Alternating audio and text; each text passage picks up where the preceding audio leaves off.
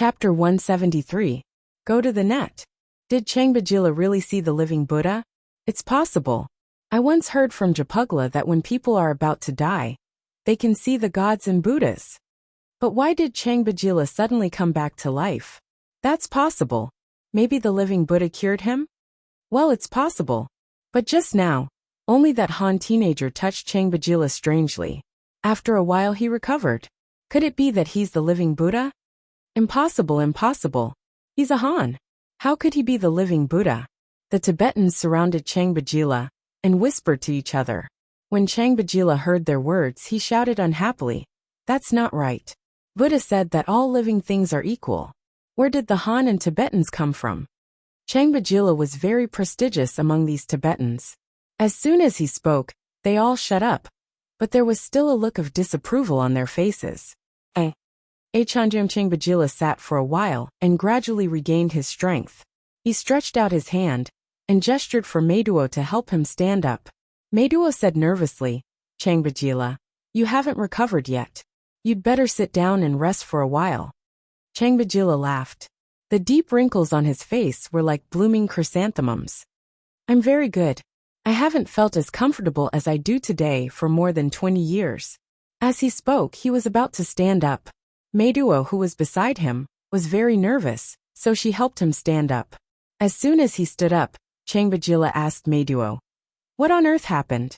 I only remember that I seemed to have suddenly fainted during a pilgrimage. Then I saw the living Buddha standing behind me and giving me enlightenment." Meduo's eyes widened. She pointed to the two foreigners and the Chinese female guide and said, "Changbajila, they felt your pulse and tested your breath. They said that you had already gone to the Western Paradise." Changbajila politely put his palms together and bowed to the two foreigners and the Chinese female guide. "Tashi Delek, thank you for your help."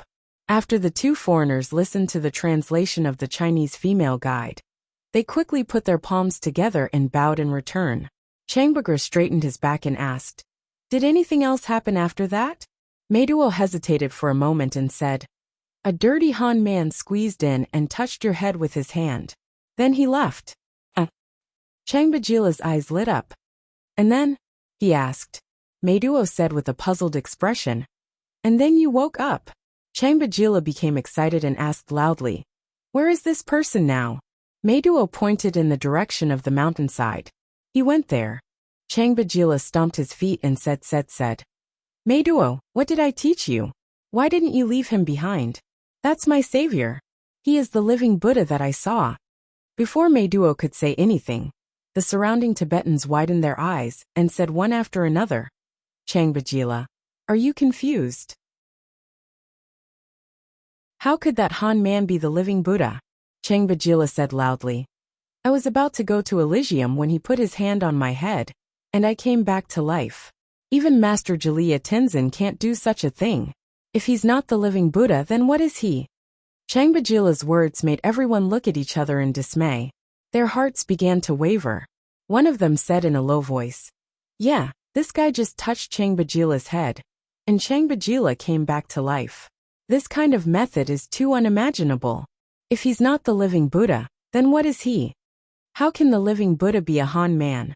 Oh, no matter what, I think Changbajila's life was saved by this Han man. Yes, I think this man is the living Buddha among the Han people." It was difficult to persuade these people. An old Tibetan looked at Changbajila and said, "Changbajila, you are the leader of our pilgrimage. You should tell us what to do." Changbajila's face showed an embarrassed expression. He thought to himself, "It stands to reason that we should catch up with him immediately and express our gratitude to our benefactor. However, pilgrims must bow every 3 steps on the pilgrimage journey. If we don't do this, it will be a great disrespect to Buddha, and we won't be able to escape to Elysium when we die. But if we bow every 3 steps, how can we catch up with this benefactor?" Changbajila looked embarrassed, but Meduo said considerately, "Changbajila, I think he is also going to Kathoda Temple. He will definitely rest there for a while. Maybe he will still be there when we get there." Changbajila sighed and said, "That's the only way. Let's go. 7K. OM. As he spoke, he turned his face again and kept lecturing Meduo. Why didn't you stop him back then? Did you have a preconceived notion, because he was a Han person, and have other ideas in your heart? Meiduo glanced at Changbajila timidly and shook her head weakly. No, it's just that he's too dirty. Changbajila couldn't help but say angrily, I'm still dirty. I've been worshipping all the way here. Which part of me isn't dirty? Which part of you isn't dirty? D***. Buddha said that all living beings are equal, that there is no distinction between high and low, and that there is no distinction between beauty, ugliness, and cleanliness. As my disciple, how dare you say such a thing? Don't you know that Buddha used to beg along the street, and was unkempt? Meiduo, a young and beautiful girl, was reprimanded by Changbajila in front of everyone. Her eyes immediately turned red, and tears welled up in her eyes. She didn't dare to refute. She just took Changbajila's hand and said softly, Changbajila, don't be angry. If we meet him later, I'll apologize to him. You've just recovered, so don't be angry. We can't do without you. Changbajila said angrily, what if we don't meet him? I'm telling you, if we don't meet him, you will have committed an evil deed, and there will be retribution in the future. Meiduo couldn't hold it in any longer. Tears rolled down her cheeks, but she had a strong personality. She turned around and secretly wiped her tears, not wanting anyone to see them. The Tibetans on the side tried to persuade him. Changbajila, don't talk about Meiduo anymore. You almost went to paradise before. You don't know how sad she was. Maybe we'll meet this Han person up ahead? Changbajila snorted and said, what if we don't meet him?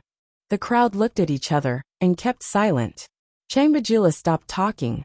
He faced the direction of Mount Duonyen, put his palms together, raised them above his head, and knelt on the ground. Then he kowtowed to the ground, touched his mouth, and prostrated himself on the ground.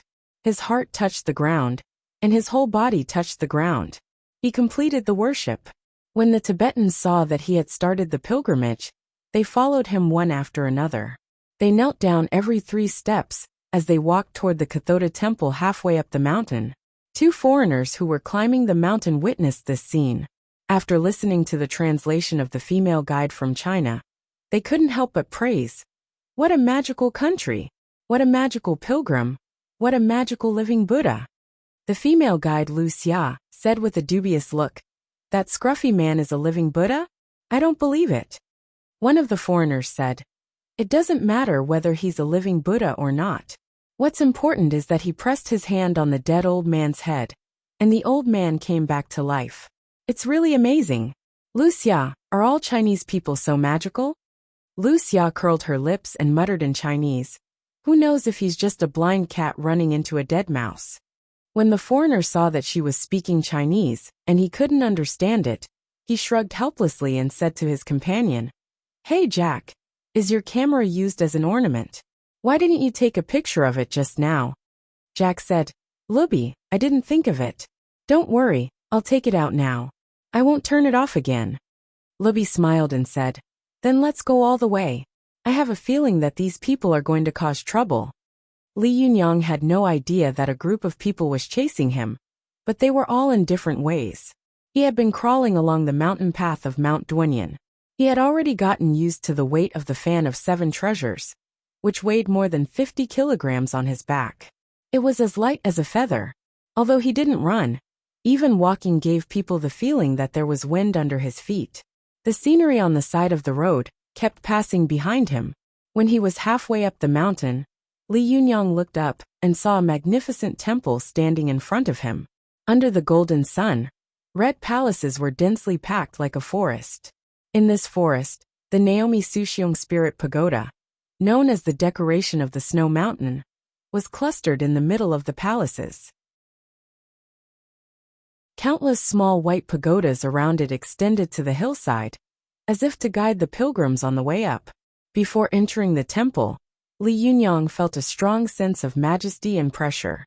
This was a powerful force formed by the firm faith and will of countless pilgrims over thousands of years.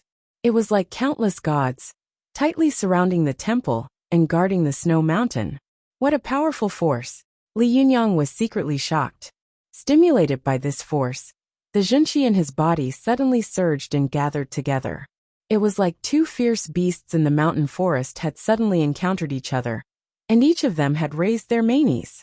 As soon as the Jinqi in Li Yunyang's body gathered, he immediately felt that the power lingering over the temple suddenly formed a Vajra Arhat, with a Vajra pestle in its hand, and a red sun Vajra will behind it. With a ferocious expression, it pounced on him fiercely. Li Yunyang was shocked, and was about to resist when he suddenly heard an old voice in his mind. Don't be hostile.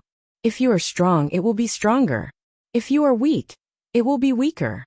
This sudden voice stunned Li Yundong, and he subconsciously withdrew his aura. The breath in Li Yunyang's body came, and went quickly. The Vajra Arhat that pounced on him also twisted in an instant, and disappeared by the time it was in front of him. Li Yunyang was shocked by this sudden attack. When he came back to his senses, he turned his head and looked around, trying to see who had warned him. However, when he looked left and right, he saw an endless stream of tourists and pilgrims. He didn't see the Vajra Arhat he had seen before, nor did he see anyone suspicious. Li Yunyang was puzzled. After thinking about it for a while, he felt that this person shouldn't be malicious, so he put this matter aside and walked into the temple by himself. When Li Yunyang was no longer vigilant and wary, he could no longer feel the strong hostility hidden in the temple. After walking into the temple, Li Yunyang looked around and found that not only were there vendors selling incense, but there were also merchants selling food and drinks. In some places there was even a tap. He nodded to himself and thought to himself, I've been on the road for so long. I'll rest here for a night before continuing my journey. After making up his mind, Li Yunyang found a platform and sat down. Changbajila, Meiduo, and the others, who were following behind him, bowed every 3 steps along the way. Their speed was astonishingly slow. It was not until it was almost dark that they slowly walked to the Kathuo temple. Although it was night, the temple was still full of incense, and white smoke curled up. Changbajila and the head lama of the temple had been friends for a long time. After the two of them warmly exchanged greetings, Changbajila led his people to the temple to rest. After a day of worship, the group was already exhausted. Some of them even found a place to lie down and sleep. Only Changbajila sat alone on the steps outside the temple, looking at the golden plaque of the Kathuo temple uneasily. Because of what had happened during the day, Meiduo sat on the steps with Changbajila obediently. She hugged her knees with both hands, and looked at the white moon in the sky with a pair of dark eyes. Meiduo, are you still blaming me for teaching you a lesson in front of so many people today? Changbajila suddenly said. Meiduo shook her head, and the little braids on her head swayed. The ornaments hanging on the braids also swayed. No, Changbajila, you're right. I shouldn't have looked at people like that. My cultivation is not enough. Changbajila looked at Meiduo lovingly. Just as he was about to speak, a figure suddenly flashed from a corner not far away. Meiduo also saw this scene and suddenly shivered. She stood up and shook Changbajila's arm excitedly. Changbajila, it's him, it's him. Changbajila was stunned. What do you mean? Meiduo said excitedly. It's the Han brother who saved you. /om/.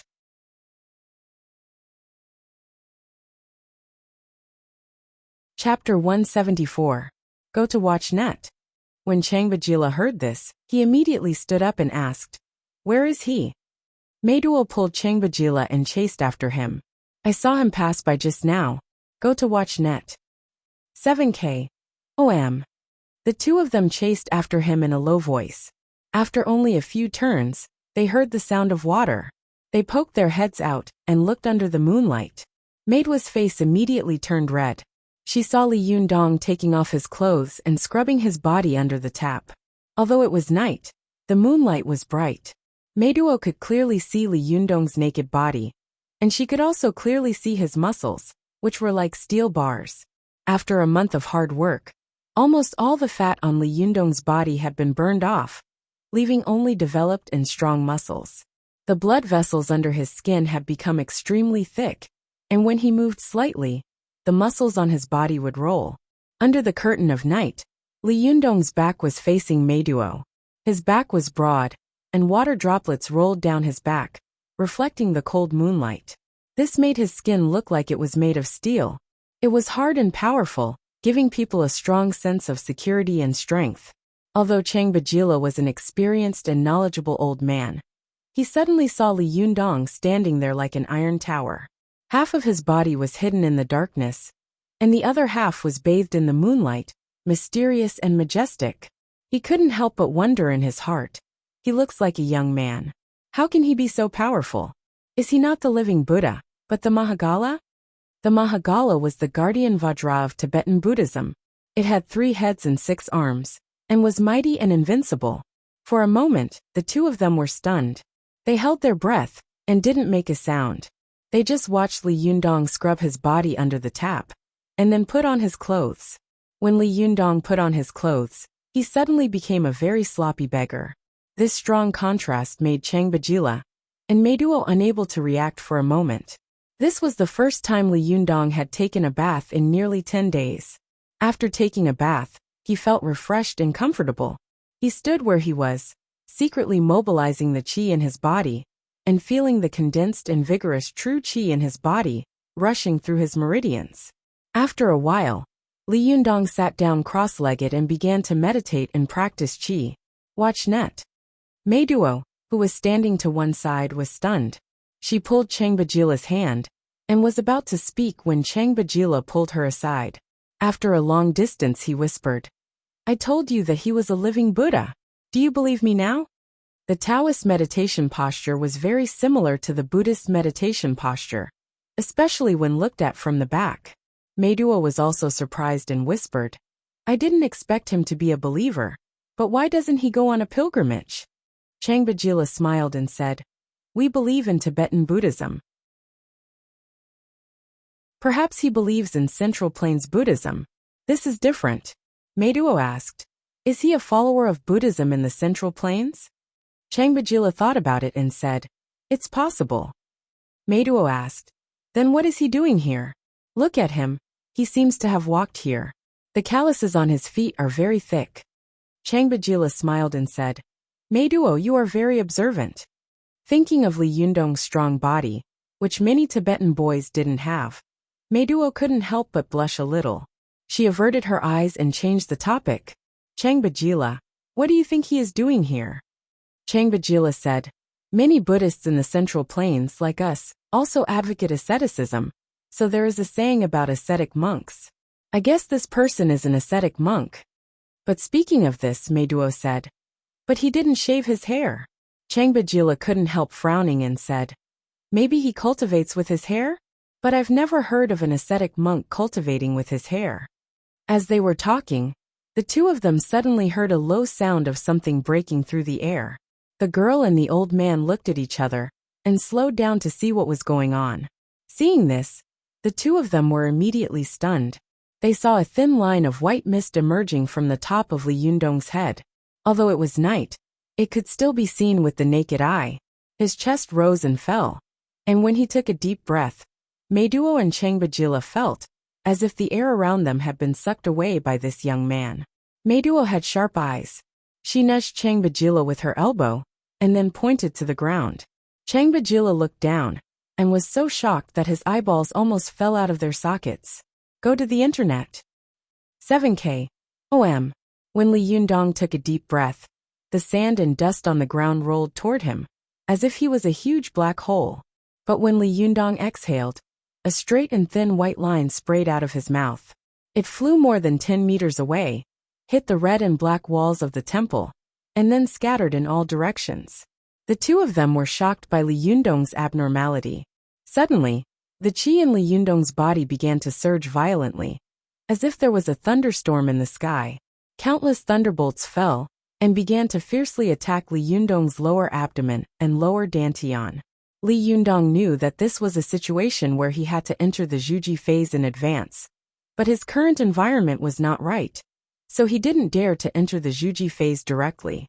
He suddenly opened his eyes and instantly mobilized the surging qi in his body into his arms. Then he jumped up, exhaled, and punched a hard rock 3 meters away. With a muffled bang, Meduo and Chang Bajila felt the ground under their feet tremble slightly, as if an invisible giant had just stamped on the ground. The two of them didn't dare to breathe too loudly. They just watched as Li Yundong gradually withdrew his qi, and then carried the tightly tied fan of 7 treasures on his back again. Then, they left the temple, and continued to climb to the top of the mountain. Meiduo and Changbajila waited until Li Yundong was far away before they dared to come out. At the same time, they moved closer to the rock that Li Yundong had punched 3 meters away, which was as tall as a man. This rock was originally a treasure of the Kathuo temple, which was engraved with golden Sanskrit characters. Li Yundong had exhaled in the dark, so he didn't have time to identify it. He punched out, and made a fist mark in the middle of the treasure of the temple.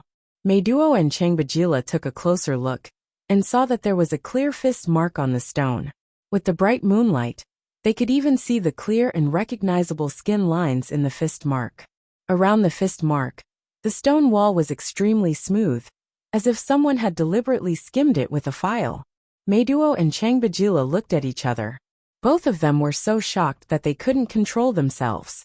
Meiduo said, "God of heaven! This Han brother is too powerful." Changbajila also murmured excitedly, "Mahagala, this must be the reincarnation of Mahagala." While one of them was shocked, and the other was excited, a cold cough suddenly came from behind them. Meiduo was startled and quickly turned around, only to see a boy standing in front of her. Although his hair had been washed, it was still messy and draped over his shoulders. The beard on his face almost covered his appearance. It was Li Yundong, who had returned. Li Yundong looked at Meiduo and Changbajila warily, and asked in a deep voice, "Why are you following me?" At this time, Changbajila turned around, and knelt down excitedly. He threw himself on the ground, the backs of his hands touching the ground, and his palms facing the sky. He said piously, "Mahagala, thank you for saving my life." Li Yundong's vigilance dropped slightly. He bowed slightly, and made a gesture of bending down to support him. "You're welcome. It was just a small effort." Changbajila got up from the ground, turned his head, and glared at Meiduo, who was looking at Li Yundong curiously. He said in a low voice, "Why are you in a daze?" In Meiduo's eyes, the boy was not very tall, but his shoulders gave people a strong and burly feeling. Although his hair was messy and his face was covered with a beard, making him look like he was in his 40s or 50s, his eyes were as bright as the stars in the sky, and his voice didn't sound much older than hers. "Just how old is this Han brother? He doesn't seem to be much older than me, but why is he so powerful? Is it really as Changbajila said? Is he really the reincarnation of Mahagala?" Meiduo thought to herself. When she heard Changbajila's low scolding, she immediately came to her senses. Her ears were slightly red, and she said to Li Yundong in a slightly broken Chinese, "I'm really sorry for what happened today. You saved Changbajila's life, but I offended you. If you want to scold me or beat me, I will have no complaints." Meiduo was originally a beautiful woman, and she had the reputation of being the most beautiful flower in the tribe. Even her name, Meiduo, meant beautiful flower in Tibetan. Looking at a beauty under the moonlight made her even more charming and charming. Even an iron man would be a little soft-hearted when Meiduo apologized carefully, let alone Li Yundong, who was born to have tender feelings for the fairer sex.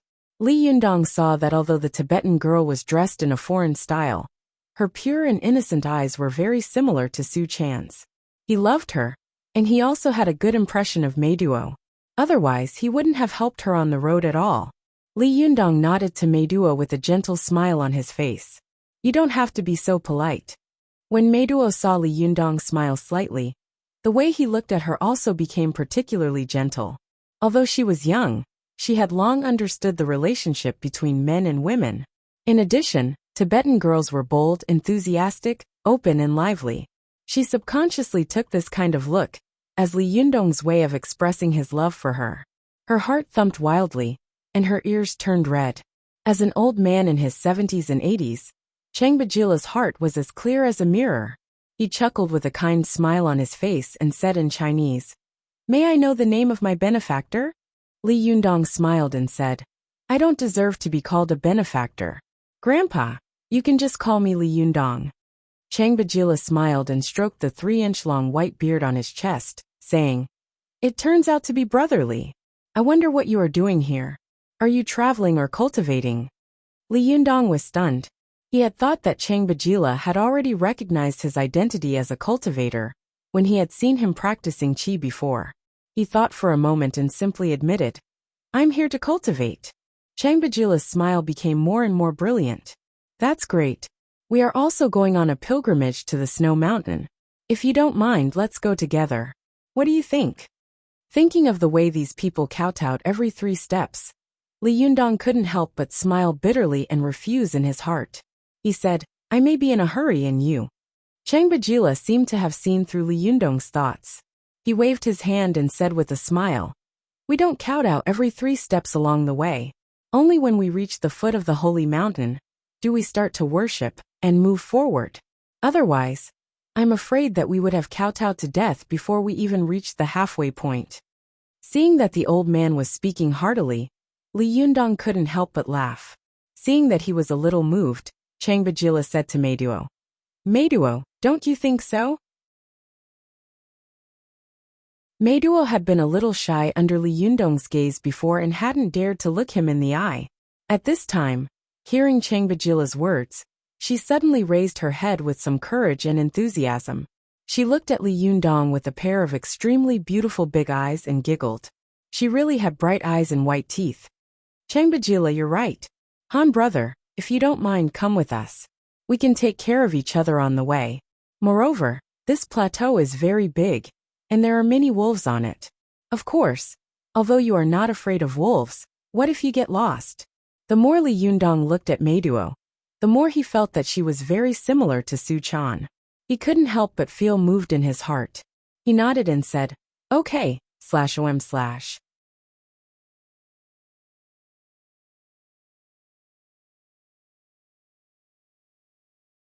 Chapter 175. Go to watch net. The Kathuo monastery was very quiet late at night. The voices of Li Yunyang, Chang Bajila, and Meiduo attracted the attention of the lamas guarding the monastery. 2 patrolling lamas carrying lanterns spotted them and shouted, Who's there? The 2 lamas spoke in Tibetan. Chang Bajila also replied in Tibetan, It's me Changba, a friend of Abbot Damba. Watch net. 7K. OM. The 2 lamas walked closer with lanterns in their hands, and immediately laughed. Chang Bajila, it's you. What are you doing here so late at night? Hey Meiduo, you're here too? Meiduo greeted the 2 young lamas with a smile. The 2 lamas looked at Li Yundong in confusion and asked, Who is this? What is he doing here so late? Chang Bajila smiled and said, This is my savior. One of the slightly taller young lamas laughed. Oh, I know. I've heard about this. Chang Bajila, is he the living Buddha of the Han family who saved you from Elysium? It doesn't look like it. Chang Bajila chuckled and said, Buddha said that all living beings are equal. People can't be judged by their nobility or their appearance. Mima, don't look at him like this. He's very powerful. The young lama called Mima laughed and said, Of course, I don't have the ability to bring the dead back to life. Li Yundong saw that they had been talking in Tibetan, and he couldn't understand a word, so he couldn't help asking Meiduo, What are you talking about? Meiduo smiled and said, We are talking about you. Mima and Pu Qiong don't believe that you saved Changbagra. Li Yundong smiled and said, It doesn't matter, as long as they don't blame me for breaking into the temple in the middle of the night. Who would have thought that Mima could understand Mandarin? Did you barge into the temple on your own? He asked in Mandarin. Li Yundong thought to himself, F***ck. Why would I send myself to the muzzle of a gun for no reason? Could these 2 lamas understand Mandarin? He groaned inwardly, but he forced himself to nod and said, Actually, I've been staying in the temple and haven't gone out, so it can't be considered trespassing. Watch net. Rainbow * literature _learning% super #fast. Update. Another lama, Pu Qiong, who had been silent all this while, also said in stiff Mandarin, You can't spend the night in Kathuo Monastery without permission. Li Yundong knew that it was his fault, so he didn't embarrass the 2 lamas. He nodded and said, Well, I'll leave in a while. Chang Bajila was shocked and hurriedly stopped Li Yundong, who was about to leave. He said sincerely, Han brother, you are my savior. We Tibetans have no reason to drive our benefactor away. This is ungrateful. Wait here for a moment. The abbot Damba is a good friend of mine. I'll go talk to him. You can definitely stay here for the night. Li Yundong smiled and said, Changbajila, it doesn't matter. I'm going to hurry through the night. Changbajila opened his hands to stop Li Yundong from going over. He said, Han boy, you insist on leaving. Aren't you making me feel bad? In the future, if others know that I can't even repay my savior, what will they think of me? Meiduo also tried to persuade him. Yes, Han brother, although you didn't get lost after a long journey, this plateau is not like the inland. There are roads and signs everywhere. It's easy to get lost on the plateau here. You'd better wait until dawn and go with us. Li Yundong's heart skipped a beat. He secretly felt that Meiduo's words made sense, so he couldn't help but ponder. Seeing that he was tempted, Changbajila hurriedly said, I'll go find the abbot. Han brother, wait here. You must wait for my news. As he spoke, he winked at Meiduo, indicating that she must stop Li Yundong and not let him go. Meiduo nodded gently to show that she understood. Only then did Changbajila feel relieved. He waved to Mima and Pu Qiong and said, You too, take me to see Abbot Damba. Hurry up. The two young lamas glanced at Li Yundong and hesitated, but they couldn't resist Changbajila's urging, so they turned around and left with the old man. Go to watch net. 7K. OM. Meiduo watched them leave and said with a smile, Brother Han, don't worry. Changbajila and Abbot Damba have a very good relationship. When they were young, they became sworn brothers. Li Yundong smiled and said, I'm not worried. If it comes down to it, I can sleep outside for a night. Anyway, that's how I've been doing for the past month. Meiduo involuntarily looked at Li Yundong's bare feet and said, Brother Han, did you walk all the way here on your feet? Where did you come from? Li Yundong looked at her and smiled. Have you heard of Tianan City? Meiduo exclaimed, I know. This is a very, very far city. It's more than 2,000 kilometers away. Li Yundong was a little surprised. You know Tianan City? Meiduo smiled proudly and said, I'm very good at geography. I've always been in the top 3 in all my subjects in school. Don't look down on me. Li Yundong chuckled and said, I wouldn't dare. You're much better than me. Meiduo giggled. She opened her mouth to speak, but suddenly found that she couldn't find a topic to talk about.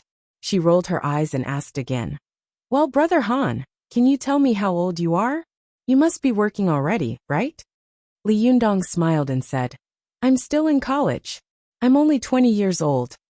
Meiduo said in surprise, Really? You seem to be in your 30s.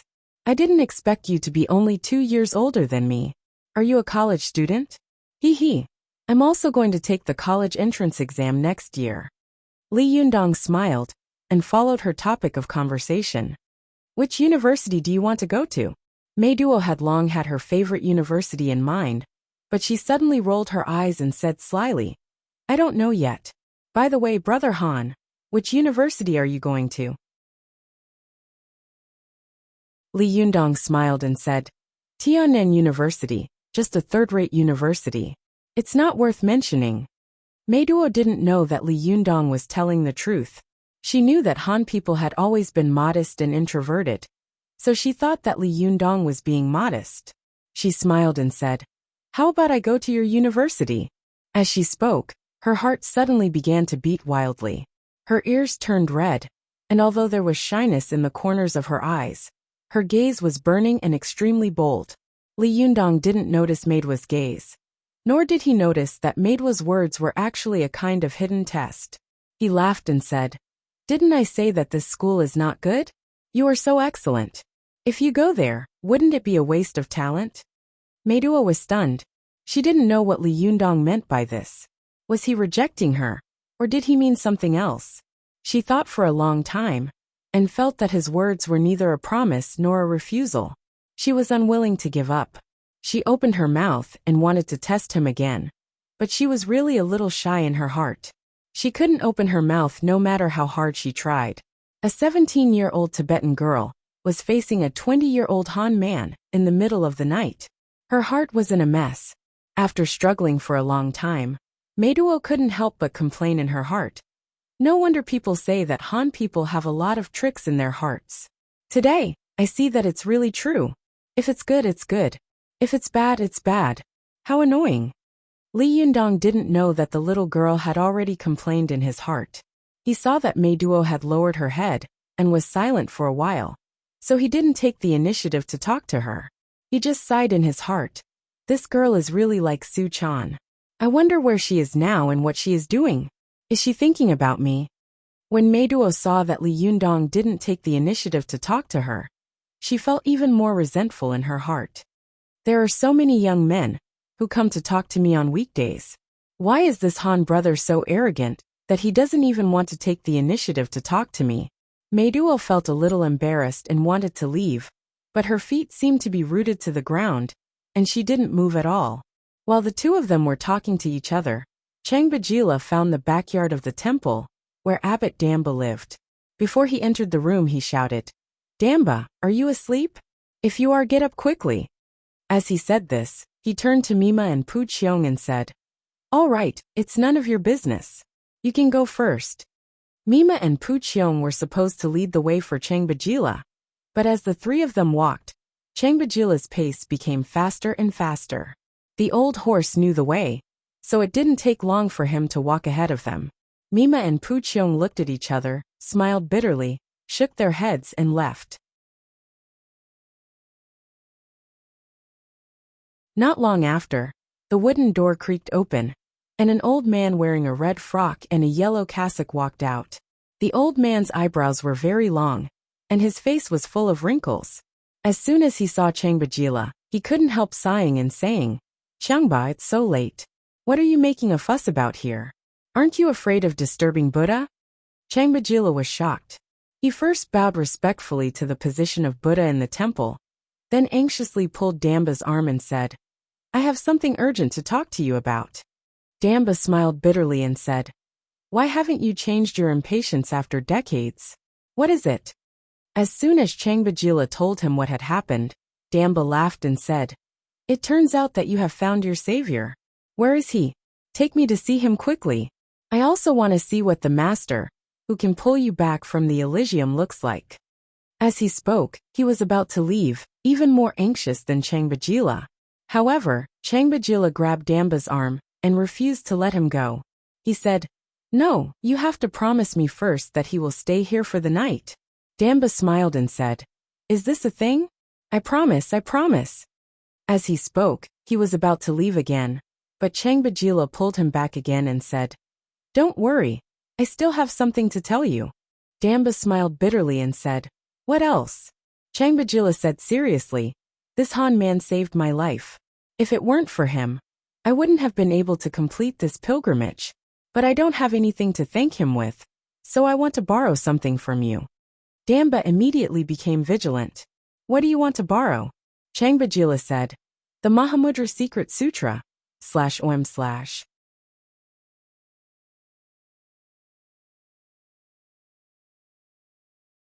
Chapter 176. Go to watch net. As soon as Damba heard that Changbajila wanted to borrow the Mahamudra Secret Method Sutra, he immediately shook his head like a rattle. No, how is this borrowing? It's clear that you won't return it. Besides, how can such an important thing be passed on to an outsider? Changbajila said unhappily, "Damba, you promised to give me a copy last time. Why are you going back on your word now? Just take it as giving me what you promised to give me in advance. You don't have to worry about who I give it to." Damba still shook his head. "No, this Mahamudra Secret Method Sutra is the most precious treasure of the Kathuo Monastery. It can't be passed down to the Han people. Go to watch net." Changbajila sneered. "Damba, are you bullying me as an outsider? Do you think I don't know that you have printed a lot of Mahamudra Secret Method Sutra and are selling them as souvenirs?" Damba's face was slightly red, but he couldn't see it clearly in the dark. He argued, "That's an incomplete copy. Even if it gets out, it's not a big deal. No one can understand anything from this incomplete copy." Changbajila said, "Yes, you yourself said that it's an incomplete copy, and outsiders can't understand it. But even if you give me an original copy, without the teachings of a master, How can outsiders really learn the kung fu of Mahamudra? This Han man saved my life by chance. If I can't even take out a decent gift, what will others say about me if it gets out in the future? Damba hesitated. He thought for a moment, then sighed and said, "Wait here for a moment." Changbajila was overjoyed. Okay, I'll wait for you here." After a while, Damba came out of the house with a beautifully wrapped book as thick as a pinky finger. He handed it over and said, "Here you are." Changbajila took it, flipped through a few pages, and suddenly became furious. He raised his head and said angrily, "Damba, I treated you as my best friend in vain.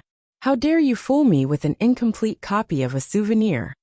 As he spoke, Changbajila threw the book to the ground and shouted, "From now on, you are no longer my friend." Seeing that he was about to leave angrily, Damba hurriedly pulled him back inside. "Hey, don't be in such a hurry, I want to give you this book." Changbajila saw him take out a thread-bound book with a yellowish cover. He took it and flipped through a few pages. His face lit up with joy. That's it. Haha, Damba. Thank you very much." Damba sighed. "Forget it as long as you don't scold me." As he spoke, he squatted down, picked up the remnant book on the ground, and patted the dust off it. Changbajila was in a good mood, so he joked, "Why are you still boasting so cleanly? Aren't these books everywhere in your temple?" Damba snorted. "If you don't become the abbot, you won't know how much the monastery consumes.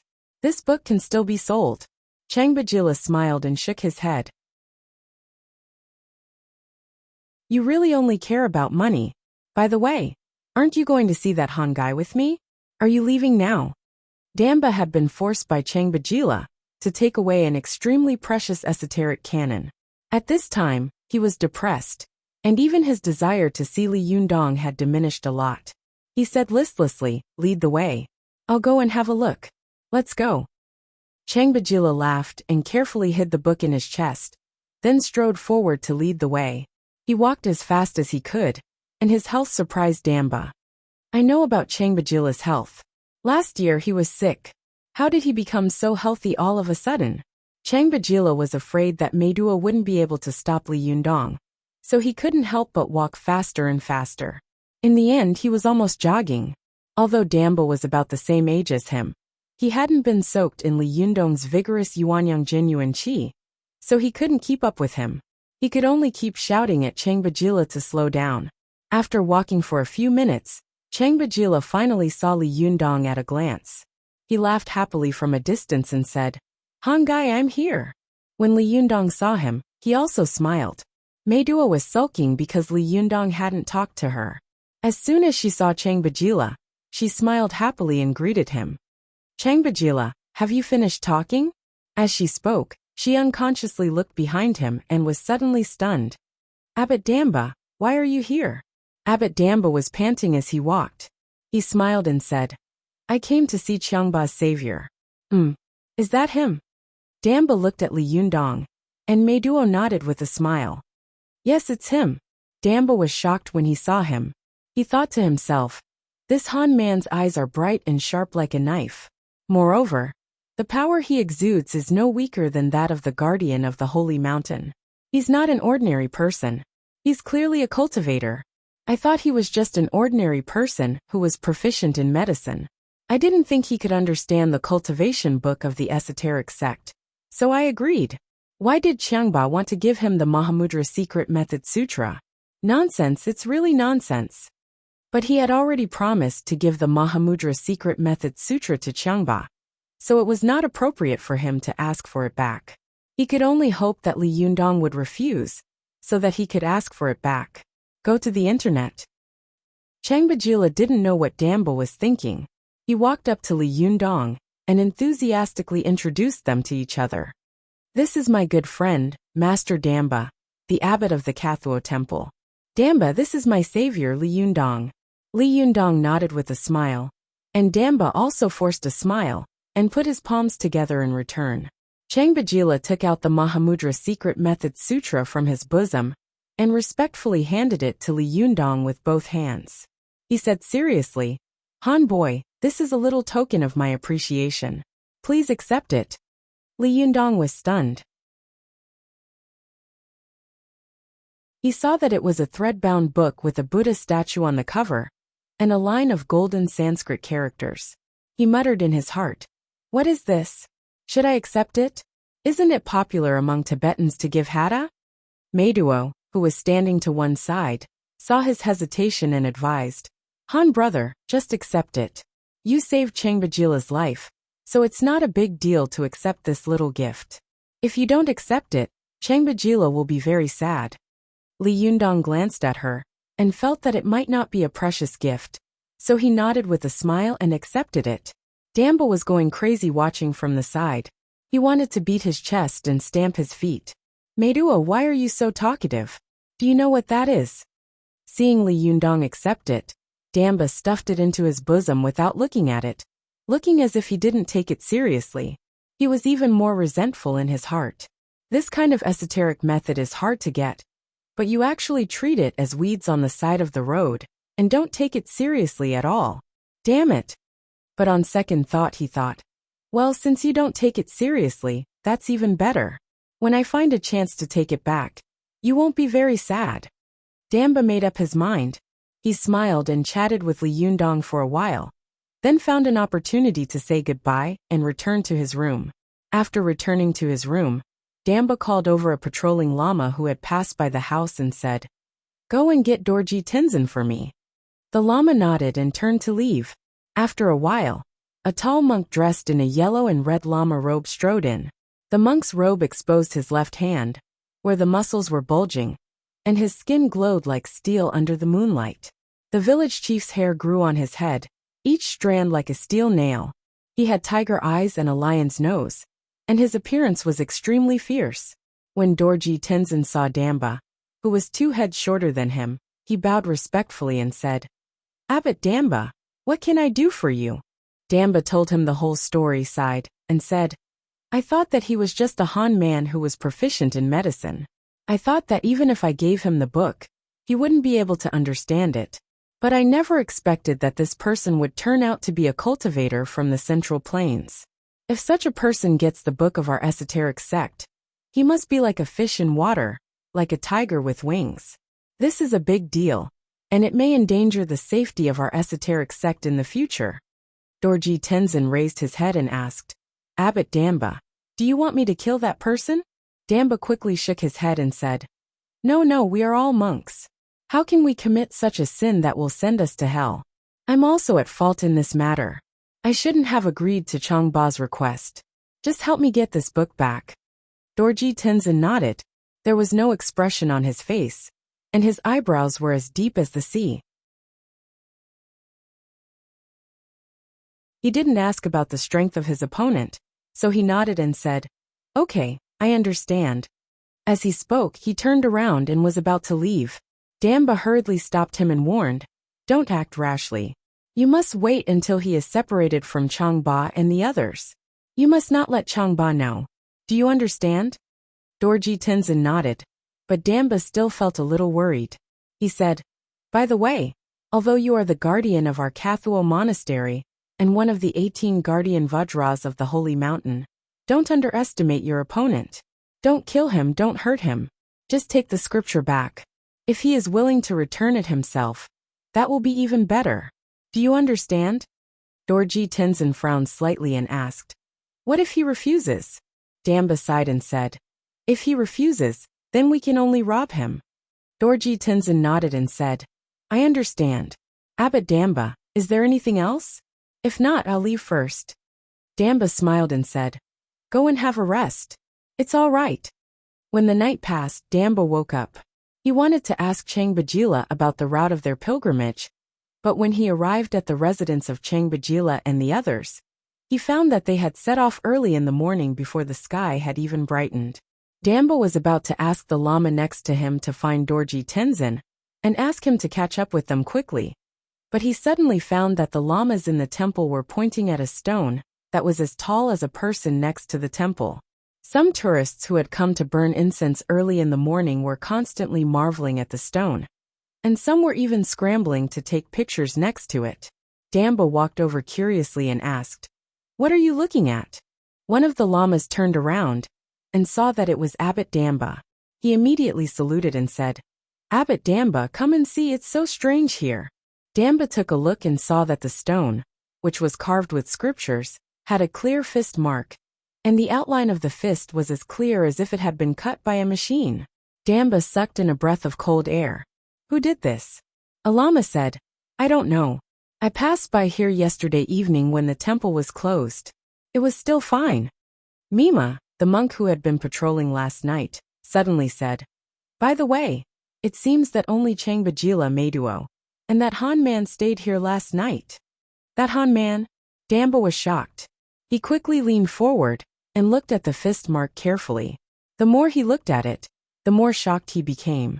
A few lamas next to him said with a smile, Last night, I heard from Meduo that this fist mark was made by that Han man, and it was made from a distance of 3 meters. A lama shook his head and said, Making such a fist mark from 3 meters away? That's impossible, absolutely impossible. Even Dorji Tenzin couldn't have done it. Another lama said with a smile, Meduo is a child. She likes to exaggerate. The lama who had spoken first laughed and said, That's right. I said I didn't believe it, but she was so angry that she almost fell out with me. The lamas laughed and chatted, but Damba's heart was pounding when he heard them. He was shocked. Although Dorji Tenzin is the guardian of the temple, he can't make such a fist mark on this stone from 3 meters away. What is the background of this Han man? Why is he so powerful? Damba suddenly thought of something and hurriedly shouted, By the way, where is Dorji Tenzin? Hurry up and find him for me. A lama immediately said with a smile, Abbot Damba, Dorji Tenzin left early in the morning. It seems that he left with Changbajila, Meduo, and the others. Damba's face suddenly turned ashen. His body swayed, and he almost fell to the ground. He cried in his heart, Dorji Tenzin is definitely no match for this Han man. What should I do? Last week, he was ranked 8th on the flower list. This week he had 3 breakouts. It was still the same as before. /om/.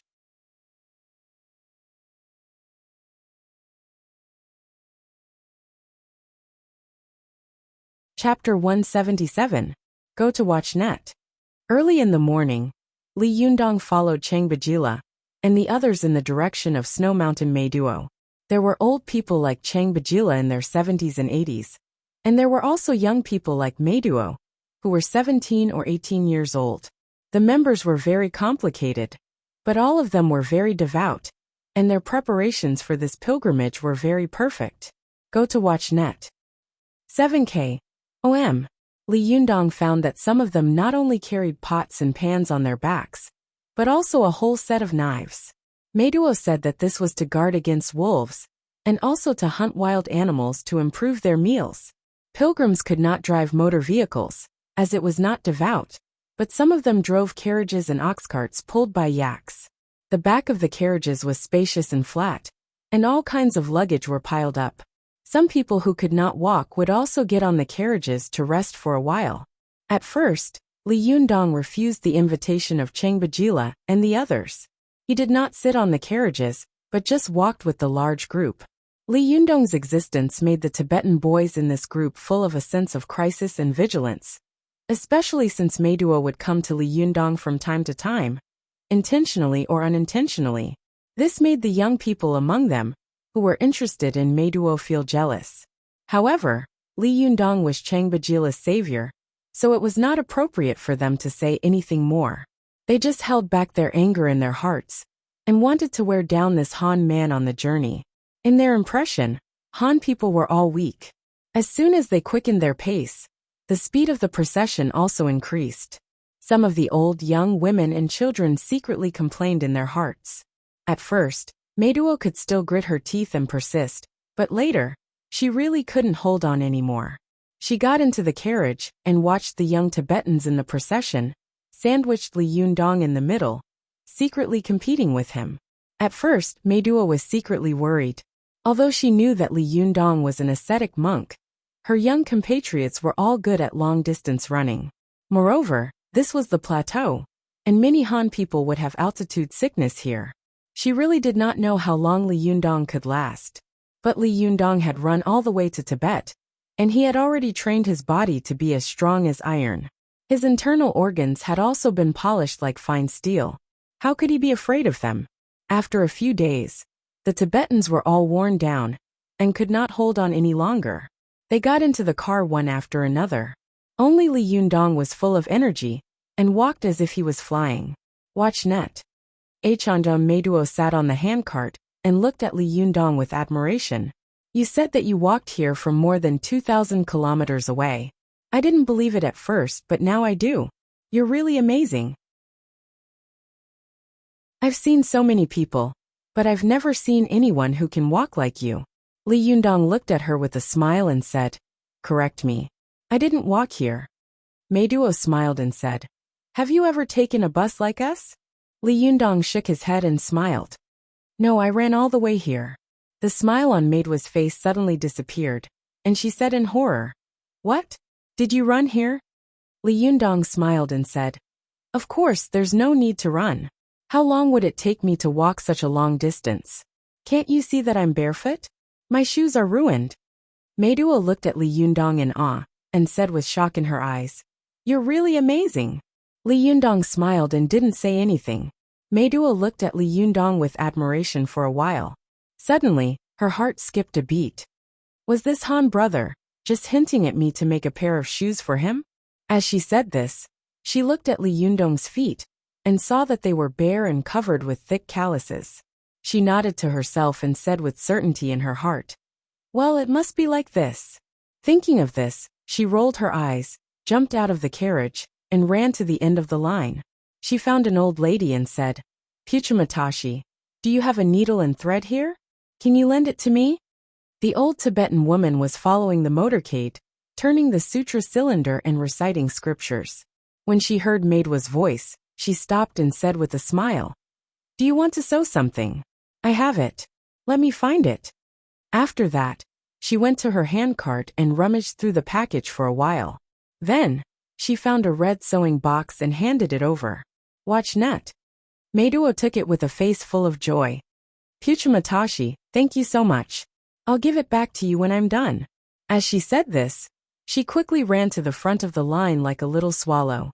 Puchamatashi looked at Meduo smiling so happily. As someone who had been through this, how could she not know what she was thinking? She shook her head with a smile, sighed and said, It seems that our Meduo's heart is no longer here. An old lady beside her also smiled and said, Yes, her heart has already flown over the snow mountain. Puchamatashi looked at Meduo's back lovingly. May the god of the snow mountain bless her. Meduo asked for a needle and thread from Puchamatashi, then asked for a pair of shawls and cloth from someone else. Then, she made a pair of cloth shoes according to her own visual judgment. Her hands were dexterous, and she finished it in one day. The next day, she ran to Li Yundong like she was presenting a treasure. She handed over the neatly sewn cloth shoes nervously and expectantly, saying shyly and boldly, Here, try it on and see if it fits your feet. In the process of dealing with Li Yundong, Meduo had also become smarter. She didn't ask Li Yundong whether he accepted it or not. Instead, she directly asked him to wear it and asked if it fit his feet. Such a closed-door question made it impossible for Li Yundong to refuse. Li Yundong looked at the pair of simple but neatly made cloth shoes that Meduo had handed over with some surprise. He smiled and said, Did you make them? Meduo's cheeks were a little red. She nodded, and the hand that was holding the cloth shoes began to tremble slightly. She was very afraid that Li Yundong would not take the pair of cloth shoes. If that happened, she would die of shame. The eyes of the Tibetan boys on the side turned red. Meduo was the goddess in their hearts. They were afraid of offending her and making her unhappy. But this Han man was even hesitant to accept Meduo's good intentions. It was really hateful. Li Yundong hesitated for a moment. Seeing that it was Meduo's kindness, and that he really didn't have any shoes to wear, he readily took it and put it on his feet. He tried it on, and found that the size was just right. When Meduo saw Li Yundong take it, her heart immediately fell back into her chest. She let out a long breath and smiled. Is it comfortable? Li Yundong smiled and said, It's comfortable. It fits my feet very well. Your craftsmanship is good. Meduo was a little proud. Of course, I have many other crafts. Do you want to see them in the future? There was a hint of caution in her words, but at this time, Li Yundong was only thinking about cultivation. In his spare time, he was also thinking about Su Chan. How could he pay attention to such a little girl's thoughts? Li Yundong smiled casually and said, "Okay." Meiduo's heart thumped wildly. She was both happy and happy. Did he agree to do it with me? Meiduo's face was flushed. For a moment, she couldn't suppress her shyness. With a cry, she turned her head and ran in the direction of the rear of the convoy. The long and thin braids on her head danced in the air. Li Yundong looked at her with a puzzled expression, then shook his head with a smile. He had been following these Tibetans all the way. Although he was walking at a fast pace, he always felt that his speed was too slow. He was bored for a while, and it was not convenient for him to practice Qigong while walking, so he remembered the thread-bound book that Changbajila had given him before. Li Yundong took it out of his arms and opened it to read to pass the time.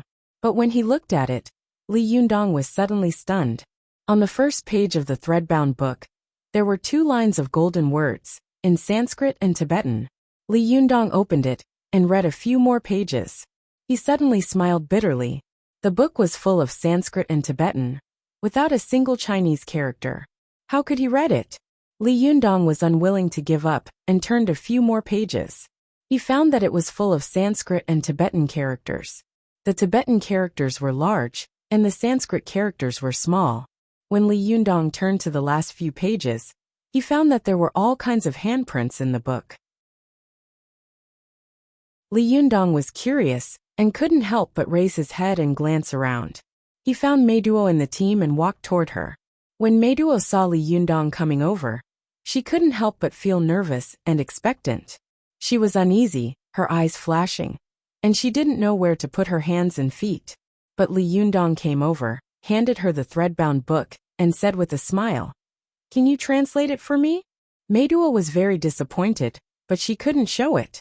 She could only take the thread-bound book and take a look. With just one glance, she was shocked and said, "This is the Mahamudra Secret Method Sutra? Changbajila actually gave you this classic?" Li Yundong asked in confusion. "Is it very precious?" Meiduo said with a serious face, "This is the most precious treasure of the Kathuo temple. It records the cultivation method of the esoteric Mahamudra." Li Yundong was shocked. "Then give it back to me quickly. I'll return it to Changbajila. How can I accept such a precious thing?" Meiduo secretly regretted saying, "Why did I say this? Since Changbajila wanted to give it to me, why did I say anything?" She laughed dryly and explained, "Of course, it used to be the most precious treasure of the temple, but now it's not necessarily so. Now the Kathuo temple has even begun to sell it as a tourist souvenir." Li Yundong was stunned, but then he thought, the inner canon of the Yellow Emperor, the supreme cultivation book of the Taoists, is being sold openly in Xinhua bookstore. Why can't the most precious treasure of the esoteric sect be sold? Thinking of this, Li Yundong felt relieved and no longer insisted on his idea. "Then can you translate it for me? It's like reading a heavenly book to me." Meiduo wanted to say, "Well, wait for me to translate it next to the book, and then I'll give it to you."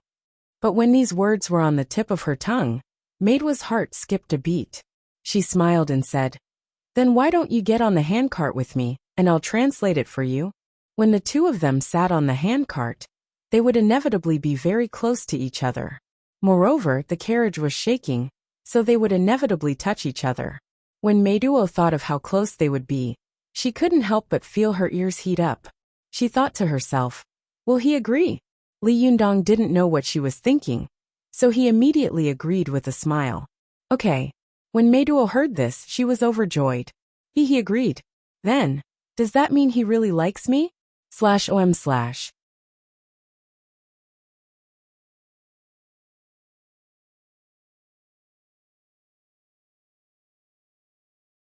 Chapter 178. Go to watch net. Meiduo and Li Yundong sat on the cart that was moving slowly. Although the road was long, Meiduo translated the words in the Mahamudra Secret Method Sutra to Li Yundong word by word.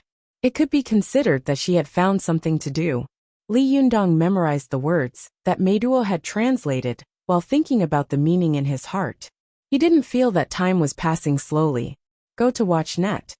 According to Maidwa's translation, the book was divided into 3 volumes and 3 parts.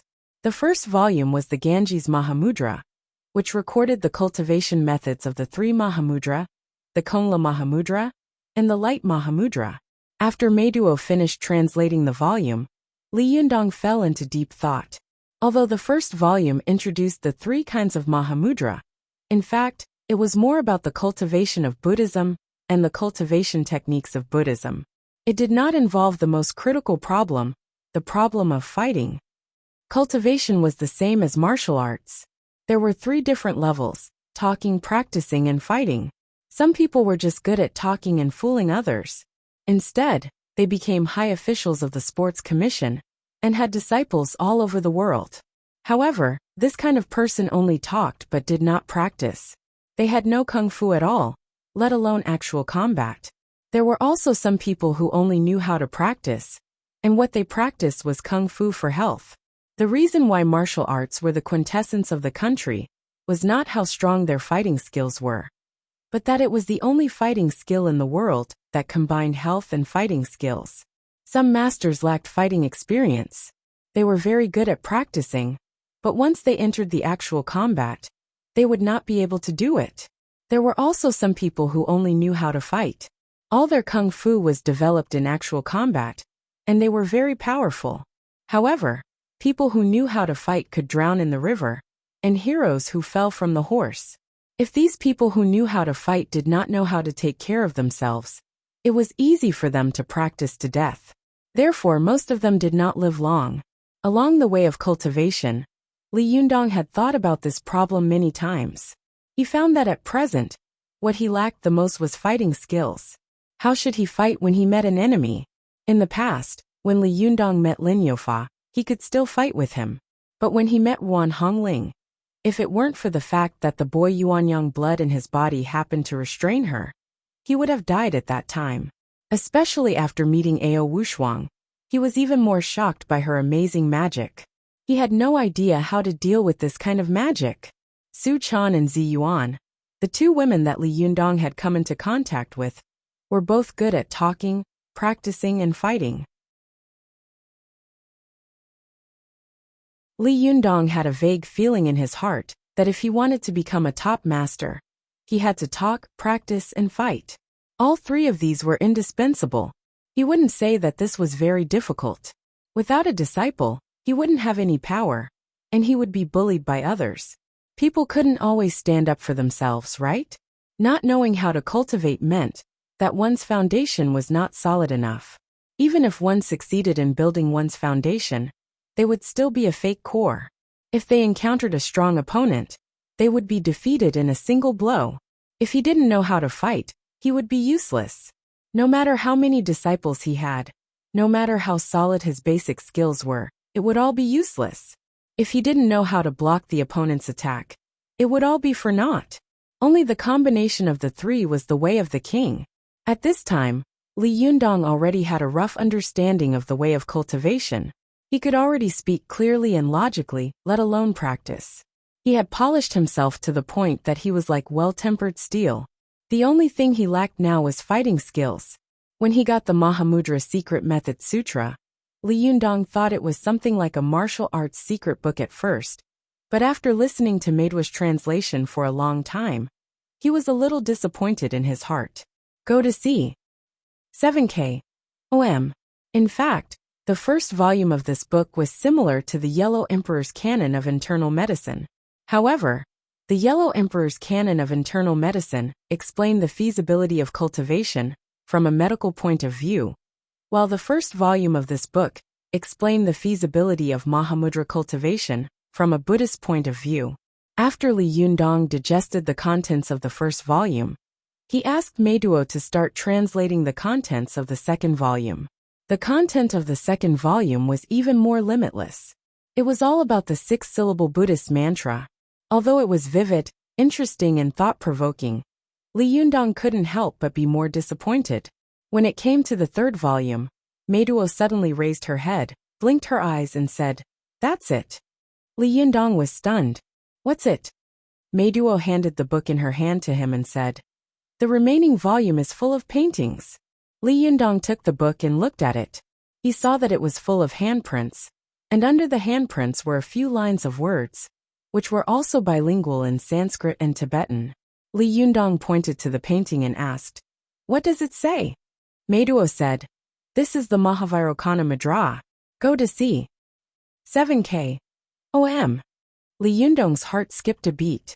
He pointed to another painting and said, "What about this one?" Meiduo smiled and said, "This is the Mahavairokkana Mudra." Li Yundong looked at these handprints and suddenly couldn't help thinking, these handprints are so strange. Could it be that all the tricks of this book are in them? Thinking about this, he unconsciously began to imitate the handprints on them. Meiduo saw Li Yundong sitting cross-legged on the handcart, his 5 fingers flying. One moment, he made one handprint, and the next he made another, from the Vajra Freedom Mudra to the Fixed Fundamental Mudra. His expression was solemn, and he really looked like a Buddhist disciple. She couldn't help but laugh and say, "You're doing a good job. It's quite similar." After pinching his fingers for a while, Li Yundong didn't feel anything unusual, nor did he feel that it was a kung fu for beating people. He couldn't help but feel a little strange, so he tilted his head and thought about something. After thinking for a while, he suddenly pointed to the words under the paintings and asked, "What does it say?" These words were very short and looked like 1 or 2 words in a foreign language. At first, Meiduo subconsciously ignored them. She looked at them for a while and said, "This is a Buddhist mantra." Li Yundong immediately asked, "What mantra?" Meiduo smiled and said, "Of course it's the 6-word mantra of Buddhism, Mani Mani Padme Hum." Li Yundong was stunned. He suddenly thought excitedly, could it be that each handprint corresponds to a Buddhist mantra? Li Yundong quickly asked, "Then what is the mantra under the Mahavairokkana Mudra?" Meiduo said, "It's the 6-word mantra of Buddhism." Li Yundong secretly noted it down in his heart. He had wanted to try the effect of this Mahamudra with the 6-word mantra now, but he looked around. At this time, the sky was getting dark, and there were too many people around, so he suppressed this idea. He just asked Meiduo to translate all the pictures and words correspondingly, and he memorized them by heart. The two of them whispered to each other in the cart, looking very intimate. Some young Tibetan boys who were interested in Meiduo were so jealous that their eyes turned red. One of the young men snorted coldly and said, "Are we just going to watch this Han man pick away our most precious and beautiful snow lotus?" Another young man said, "What else can you do? This Han man doesn't look like a young man. He's soft and easy to pinch. At first we ran so fast but we didn't wear him down. What can you do?" The young man who had spoken before snorted and said, "I'm going to challenge him tonight. I don't believe that he can beat me in wrestling." Tibetans and Mongolians were very similar in some ways. They both loved wrestling and wrestling very much. Men also regarded this kind of sport as the best way to prove their ability. If they could win in this aspect, it would be easy for them to win the favor of beautiful Tibetan girls. As soon as the young man finished speaking, the other young men also became excited. They whispered to each other and were ready to discuss how to teach this young man a lesson. While they were talking enthusiastically, Changbajila suddenly ran over from the front of the group and shouted, "Something happened ahead. Hurry up and help." Changbajila's prestige was extremely high. As soon as he spoke, the Tibetan young men followed him. Li Yundong, who was sitting in the back of the cart and secretly thinking about the mantra Mahamudra, saw this scene. He suddenly asked, "By the way, why do some of you call him Changbajila, but he calls himself Chiangba? Is his surname Chiangba? Or is his surname Chiangba and his name Jela?" Meiduo giggled, and her voice was as moving as a silver bell. "We Tibetans don't have surnames, only names. Chiangba is his name, and Jela means old man. Sometimes the names of Tibetans are repeated, so we add 1 or 2 other words at the back or front to distinguish them." Li Yundong laughed and said, "I see. What about you? What does Meiduo mean?" Meiduo's cheeks were slightly red, and she said proudly, "Meiduo means the flowers blooming on the plateau." Li Yundong smiled and said, "You deserve this name. Mei Duo looked at Li Yundong with burning eyes and asked, "Really? Do you think I'm beautiful?" Li Yundong was suddenly moved by Mei Duo's gaze. For the first time, he realized Mei Duo's affection for him. He muttered to himself, "This girl, is she interested in me?" Li Yundong didn't want to respond to Mei Duo's enthusiasm. He changed the topic, pointed to a group of people not far away, and said, "What's going on over there?" Mei Duo was a little disappointed. She straightened up, looked up, and said, "I don't know, but won't we know when we go over and have a look?" As she said this, she boldly grabbed Li Yundong's hand, jumped out of the car, and said to him with a smile, "Hurry up, let's go to the front and have a look." Li Yundong hadn't expected Mei Duo to be so bold. He subconsciously pulled back, but Mei Duo's hand was clenched so tightly that he couldn't move it. He was too embarrassed to force it out again, for fear of hurting this young and beautiful girl. The two of them held hands and ran forward quickly. When the Tibetans saw them holding hands, they began to whisper to each other. However, Mei Duo ignored the surrounding gazes and squeezed into the crowd with Li Yundong. Li Yundong took a closer look and saw that it was a jeep.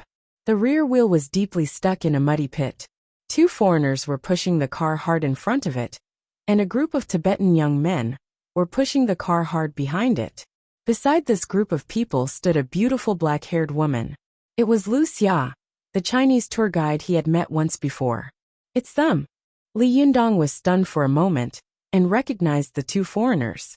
It was summer on the Qinghai Tibet Plateau, and the road was not well repaired. For some reason, the jeep had gotten stuck in the muddy pit on the side of the road. No matter how hard the Tibetan young men and the two foreigners tried, the jeep could not be pushed out. Mei Duo couldn't help but say to Li Yundong, "Why don't you go and help?" Li Yundong nodded. "Okay." When the Tibetan young men who were pushing the car saw Mei Duo holding Li Yundong's hand tightly, they immediately became jealous. When Li Yundong came over, they stood up at the same time and stopped pushing. They all stepped aside, wanting to let Li Yundong push the car alone and see him make a fool of himself. /om/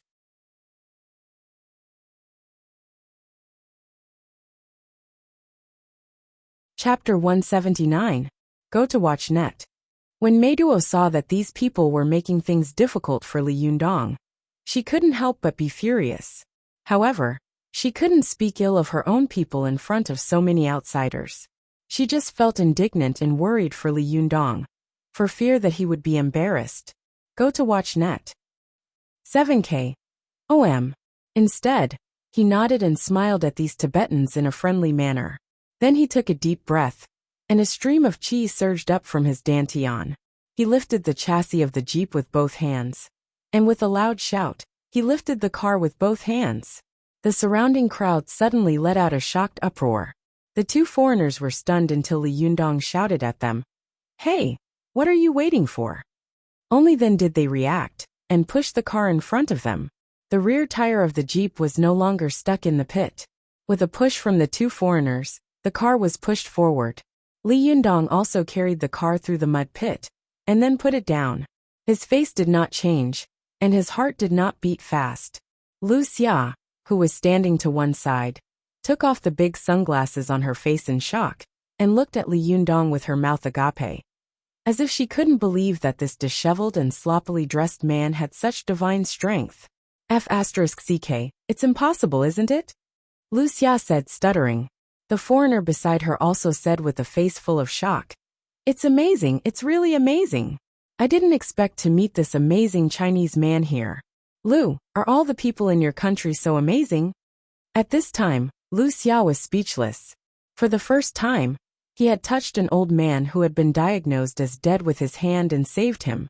The second time was even more exaggerated. So many young and strong men had pushed a cart, but it had not been pushed out of the mud pit. However, Li Yundong had pushed the cart out of the mud pit alone. If he wasn't a god, what was he? Not only Lu Xia, but all the Tibetans who saw this scene regarded Li Yundong as a celestial being for a moment. Those young Tibetans who had tried to challenge Li Yundong at night looked at each other with horror and fear in their eyes. "Duoge, do you still want to challenge him? Are you kidding me? He's so strong. How can he compete with him? Where did this guy come from? He's too strong.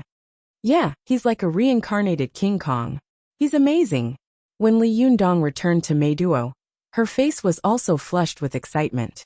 Her eyes were full of worship and admiration. She kept shouting, Mahagala, Mahagala. Li Yundong smiled in confusion and said, What are you talking about? When Meiduo saw that Li Yundong was in the limelight, and that some of her compatriots, who had been very resistant to him before, were now convinced and looking at him with fear in their eyes, she became more and more proud and happy, as if she had done something amazing. She said with a smile, Mahagala means guardian Vajra. It means that you are very strong. Li Yundong laughed and said, It's just a small trick, but the Mahamudra you translated for me may be the real amazing Kung Fu.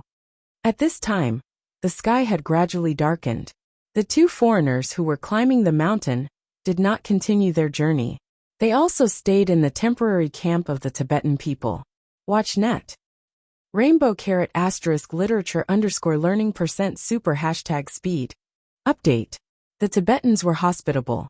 When they saw outsiders, they warmly took out their own brewed Highland barley wine and cheese to entertain them.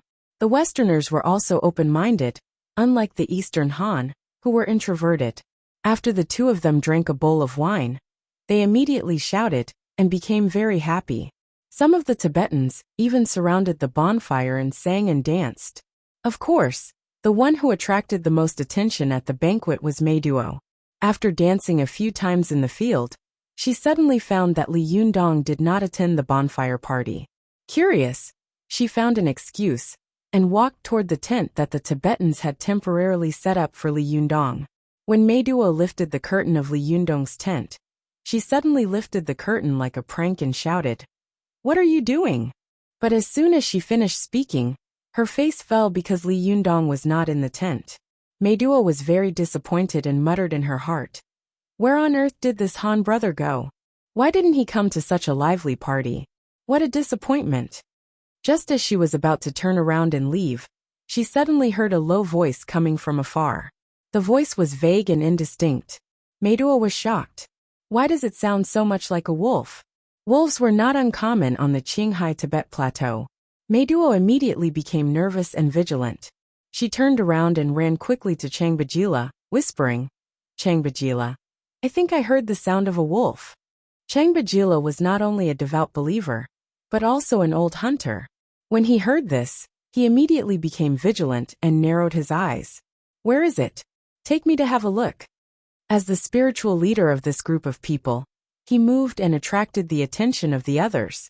Someone immediately asked, Changbajila, what happened? Changbajila laughed and said, It seems that there are wolf cubs coming. Everyone, be alert and take out your shotguns. At this time, no one was in the mood to sing and dance. They stood up one after another. For a moment, the men rushed into the tent to get their own shotguns and weapons, and the women also held long knives and iron pots in their hands. No one was empty. Go to watch net. 7K. OM. After listening to Lu Xiao's translation, the two foreigners saw that they were going to fight wolves, so they were very excited and wanted to follow them to watch the fun. The group of people ran noisily toward the place that Meiduo had mentioned. Before they had taken a few steps, Changbajila turned his head and said angrily, Be quiet. I want to beat a wolf to improve my diet. What if you scare the wolf away by shouting so loudly? Everyone immediately burst into laughter and shut their mouths one after another. The group walked forward 100 or 200 meters, and sure enough, they heard a low voice. The sound came with the wind, and everyone listened carefully. They whispered to each other, Hey, it doesn't sound like a wolf. Meiduo, did you hear it wrong? Meiduo blushed and said, I clearly heard a wolf just now. Changbajila waved his hand and said in a low voice, Don't quarrel. Let's go and have a look. The group walked forward dozens of meters. They didn't see the wolf, but they saw a figure sitting on the grass in the distance, shining with a faint golden light. Changbajila was shocked and motioned for everyone to stop talking. He walked forward another 10 meters. This time, Changbajila recognized that the person who had made the sound that Meiduo had misunderstood was Li Yundong, the Han man. At this time, Li Yundong was sitting cross-legged in the wilderness. He made a Vajra fist with both hands. The index finger of his left hand was straight, and the little finger of his right hand was wrapped around the first joint of his left index finger, while the end of his left index finger was supported by the first joint of his right thumb. This was the Vairocana Mudra of the Mahamudra. The Buddha believed that the left hand represented the 5 great bodies of all living beings, and the right hand represented the guest crown of the 5 wisdom and 5 Buddhas. The guest crown was placed in the shape of the mudra of all living beings, so it was called the Great Wisdom Fist Mudra. Therefore, the Vairocana Mudra was also called the Wisdom Fist Mudra.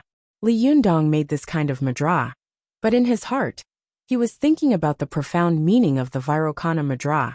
Bodhi guides the first wisdom mudra, the Vairocana Mudra of the great sun Dharma realm, which can destroy all darkness. The true qi in his body flowed and rushed to the top of his head. Li Yundong suddenly felt as if someone had patted his forehead. The Baihui acupoint on the top of his head was opened, and then a cool feeling went straight down from the top of his head, as if someone was enlightening him. Li Yundong only felt that the 6-syllable mantra in his mind was unconsciously echoing, as if there were countless Vajras and thousands of arhats chanting scriptures at the same time. The mantra of the Vairocana Mudra subconsciously jumped out of the scriptures all over the sky and turned into a shining golden word, Mudra.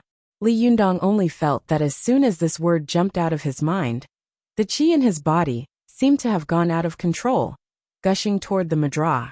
He unconsciously spat out a word in a low voice, Mudra. With this shout, the faint golden light emitted from Li Yundong's body suddenly became more vigorous. Then he pushed the handprint in his hand forward, and suddenly a golden handprint of Vairocana Mahavarakana flew straight out. It grew bigger and bigger in the dark night, and finally disappeared into the distant night sky. Changbajila was stunned, and his heart was shaking wildly. He was more and more sure that Li Yundong was the reincarnation of Mahagala. He looked back and saw that the clansmen were also staring at Li Yundong, who was not far away, with their mouths agape. They saw that every time Li Yundong whispered a mantra, he would spit out a golden handprint. This golden mudra was as clear as a movie projection. It was shining with golden light, and it was as majestic as the Buddha. Li Yundong hadn't gone to the party before, because he wanted to confirm what he had thought during the day. As soon as he confirmed it, it was just as he had imagined. This mudra really needed to be matched with the mantra to be effective. But what Li Yundong didn't know was that in fact, this Mahamudra and mantra could only be used by cultivators with strong Jinqi in order to have the power to subdue demons. Li Yundong was originally a Taoist cultivator, but the first fighting method he had inadvertently learned was Buddhist Kung Fu. This had to be said to be a joke of fate.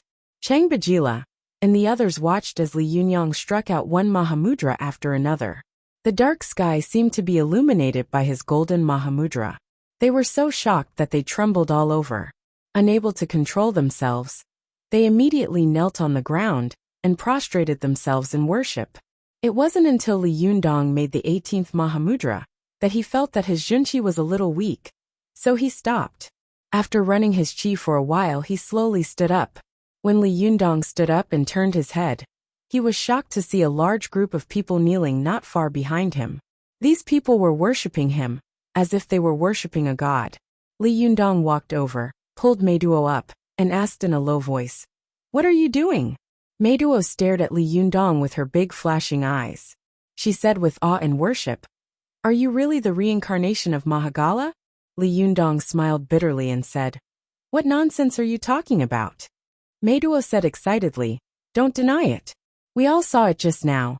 You must be the reincarnation of Mahagala, right?" Li Yundong shook his head and said, "No, absolutely not." Seeing that he was denying it so completely and firmly, Meiduo couldn't help but feel a little surprised and doubtful. A Tibetan who didn't understand their Chinese couldn't help but urge them anxiously, "Meiduo, what are you talking about?" Meiduo turned to her clansmen and said, "He said that he is not the reincarnation of Mahagala." The clansmen whispered to each other, "How could he not be the reincarnation of Mahagala?" By the way, The Han people may not understand the meaning of Mahagala in our Tibetan language. Meduo, can you explain to him what Mahagala means? Meduo said loudly. I've explained it, but he just won't admit it. There was obvious disappointment on the faces of these Tibetan people. They said one after another, impossible, this person must be our guardian Vajra. I've never seen anyone use the Mahamudra like this. If he's not the guardian Vajra, then what is he? Not necessarily. This person is Han, and there are also Buddhists among the Han people, but they are different from us. They are not called Vajra, but Arhat. This kind of ability is also called Shintong. I think he is the Shintong Arhat of the Han people. Aya, no matter what he is, this person is definitely here to protect us. Otherwise, why would he meet us? Why did he save Changbajila? We have to try our best to keep him here. Keep him here? How? He's a Han from the Central Plains. What can we do to keep him here? Actually, it's not impossible to keep this Han person. As everyone was talking, a thought suddenly flashed through their minds, and their eyes fell on Meduo. == The third update. /om/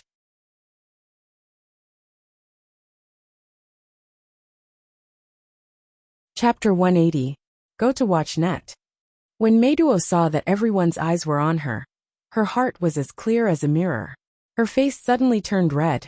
She stamped her feet in shame and annoyance and said angrily, "Why are you all looking at me?" As she spoke, she covered her face, turned around and ran away. Watch net. 7K. As the Tibetans watched Meduo leave, they all burst into laughter. They knew that Li Yundong didn't understand Tibetan, so they said to Changbajila unscrupulously, "Changbajila, you have to find a way to persuade Meduo." Changbajila laughed and kept stroking his white beard with his hand. "There's no need for me to persuade her. Meduo is more impatient than we are." After saying that, the crowd burst into laughter. At this time, Meduo, who was running back to the camp, became even more shy when she heard the laughter coming from the wind. She covered her face with her hands, and her cheeks were so red that it looked as if they were about to bleed. However, her big sparkling eyes were full of passion and expectation. Li Yundong couldn't understand what they were saying, but he was not stupid. Seeing that these people's eyes were full of admiration and awe, as well as a cunning light, as if they were plotting against him, he muttered in his heart, "What are these guys laughing at?" Changbajila saw that Li Yundong was a little embarrassed under everyone's gaze, so he waved his hand and said, "Well, go back to sleep. We still have to hurry up early tomorrow morning." Only then did the crowd disperse. After pointing at Li Yundong for a while, the two foreigners and the Chinese tour guide also returned to their tents. Li Yundong hadn't expected that his practice in the wilderness would alarm so many people. He secretly made up his mind that before he found a suitable place to start the Zhuji phase, he would never do such a shocking thing again. Li Yundong returned to his tent and slept for the night. At dawn, he heard the sound of chants, the sound of whips lashing the cows and horses, and the loud shouts of people coming from the camp. Among them, the loudest and clearest was the voice of a girl singing loudly. Although she was singing in Tibetan, and Li Yundong couldn't understand it, the melody was high and melodious, making Li Yundong feel relaxed and happy. He couldn't help but praise it in his heart. After getting out of the tent, Li Yundong saw that the Tibetans were busy tearing down the tents and packing them up on the ox carts and carriages. When some of the Tibetans saw Li Yundong, they were no longer as vigilant and cautious as before. They all smiled and greeted Li Yundong warmly. There were also some old Tibetan women who enthusiastically served him hot milk wine and highland barley cakes. Li Yundong was infected by their enthusiasm. He smiled and drank the milk wine in one gulp, then ate a few highland barley cakes. Suddenly, these Tibetans smiled happily and treated Li Yundong even more warmly. Watch net. 7K. Some of these Tibetans had started their annual pilgrimage when they were in their teens, so they were very familiar with the work. In less than 30 minutes, the whole team was ready to set off. Li Yundong followed the convoy. As he walked slowly, he secretly held all kinds of Mahamudra that he had practiced the day before. Seeing him like this, the Tibetans beside him whispered to each other, not daring to disturb him. Only Meiduo kept singing like a happy lark in the team, as if there was something happy in her heart. Changbajila rode an old horse and listened for a long time. He heard Meiduo singing in Tibetan. My beloved, if she were my lifelong companion, it would be like fishing up a treasure from the bottom of the sea. He suddenly turned his horse in front of the team, walked up to Meiduo, and said with a smile, Meiduo, you usually look very smart. Why are you so stupid today? Meiduo looked at Changbajila in confusion and blinked. Changbajila, what are you talking about? How am I stupid? Changbajila laughed and said, your Han brother doesn't understand a single word of Tibetan. How can he understand all the Tibetan songs you sing? Meiduo blushed and said with some dissatisfaction, but I can't sing in Chinese. Changbajila winked and said, you can translate the Tibetan into Chinese and then sing it. Meiduo was a little shy. But what if I don't sing well and get laughed at? Changbajila laughed and said, you can just go to him and sing for him alone. We won't listen. Isn't that fine? Meiduo rolled her eyes and said with a smile, that's a good idea. As she spoke, she jumped off the cart and ran in the direction of Li Yundong. Changbajila couldn't help laughing. Looking at Meiduo's slim and energetic back, his smile was full of love. Han brother. Meiduo ran up to Li Yundong like a happy bird, looked at him with joy and expectation, and said, can I sing for you? Li Yundong loosened his fingers that were pinching the Mahamudra, and looked at Meiduo with a smile. Didn't I tell you to call my name? Calling me Han brother sounds weird. By the way, weren't you singing just now? Meiduo's cheeks were slightly red, but her eyes looked at Li Yundong boldly and wildly. Can you understand the lyrics? Li Yundong shook his head with a smile. I don't understand a word. Go to the internet. 7K. OM. Meiduo smiled and said, then I'll translate it into Chinese and sing it for you, okay? Li Yundong said curiously, you can sing it in Chinese? Well, sing it for me. Meiduo cleared her throat and deliberately waited for the people around them to walk to the front. The two of them slowly fell behind the crowd. After a long distance, she began to sing. I asked the Buddha, why does it always snow when I'm sad? The Buddha says, winter is about to pass. Leave some memories. I asked the Buddha, why does it always snow on a night when I don't care? The Buddha says, people always miss a lot of real beauty when they're not paying attention. I asked the Buddha, will it snow again in a few days? The Buddha says, don't just focus on this season and miss this winter. Meiduo's voice was clear and melodious. She sang this philosophical and highly suggestive love song, which was melodious and melodious. Li Yundong felt that all the sounds in the vast world had disappeared, leaving only Meiduo's moving voice lingering in the air for 3 days. After Meiduo finished singing, she boldly glanced at Li Yundong. She saw that Li Yundong's expression changed, and his eyes were fixed on the front, as if he was thinking about something. Meiduo asked tentatively, didn't I sing well? Only then did Li Yundong come to his senses and say repeatedly, you sang well. You sang so well that I was a little fascinated. Meiduo was overjoyed. Do you like the song I sang? Li Yundong glanced at Meiduo and saw that she was staring at him. He was too familiar with this kind of gaze. Wasn't this the kind of gaze that the little girl often looked at him with? This kind of gaze was full of worship and love. Only a girl who had fallen in love would have such a gaze. Li Yundong's heart trembled. He suddenly understood. I'm afraid that this girl really likes me. In the past, Li Yundong might have been secretly proud of himself, but now he was a little worried. This time, he had come to Tibet specifically for Zhuji phase cultivation. In order to clear his mind and restrain his desires, Li Yundong had even sold his mobile phone, which could be used to contact Su Chan.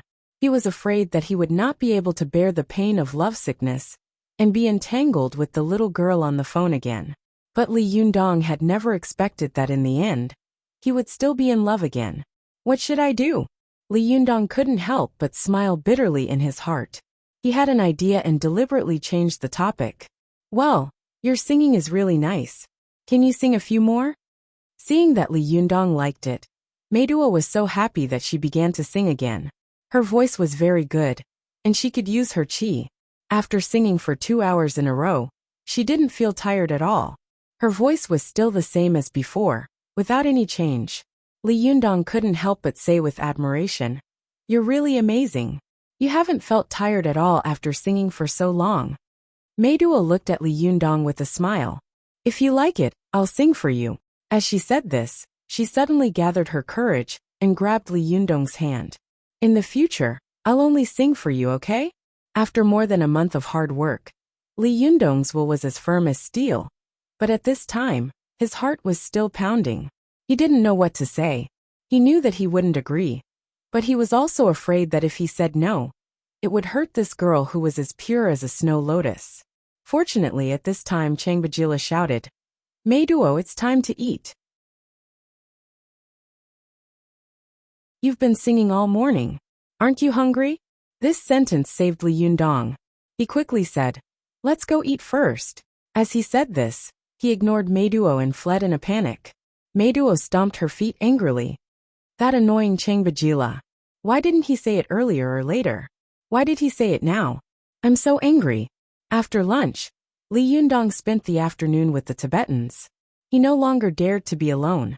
Meiduo wanted to find an opportunity to get close to Li Yundong, but he found an opportunity to avoid her. Meiduo was so angry that she kept stomping her feet. It wasn't until evening when the Tibetans walked to a long winding river that Changbajila waved his horsewhip and shouted, "Let's rest here today." At a glance, Li Yundong saw that at this time, the sun was setting, and the sky was covered with fiery red clouds. In the distance, there was a holy snow-capped mountain, winding and continuous. Nearby, there was a silver satin-like river, passing through the green earth. At this time, as long as you took a photo frame and placed it anywhere, it would look like an oil painting with thick ink and heavy color. What a beautiful place! Li Yundong praised in his heart. He more and more understood why Zi Yuan had asked him to come here to cultivate. Not only was it at a high altitude, but it was also closer to Yunjiutian. The air here was fresh, unlike the city, which was full of car exhaust, and people breathed polluted air every day. Li Yundong looked around and felt that the world was wide. He suddenly felt enlightened, and the qi in his body was much more vigorous. This kind of situation was naturally more suitable for cultivating the Zhuji phase. Li Yundong looked at the clean river and suddenly had an idea. He wanted to take a bath in the river, but he knew that the Tibetans had their rules. Some rivers were not for bathing, so he found Changbajila and said, "Changbajila, I want to take a bath in the river. I wonder if that's okay?" Changbajila thought for a while and said, "This river used to not allow people to take a bath casually, but you are the reincarnation of Mahagala, so of course you can take a bath in this river." Li Yundong smiled and said, "Then wouldn't I be making a special offer?" No, that's not good.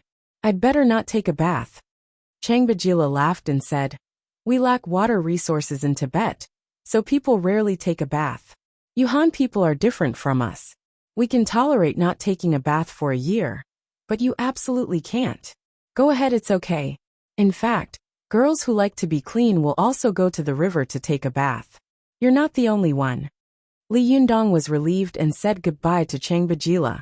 When he came out of the tent, he saw some Tibetan women going to the river to wash and take a bath in groups. When these women saw him, they smiled at him boldly and greeted him in Tibetan. Li Yundong smiled and watched them go away.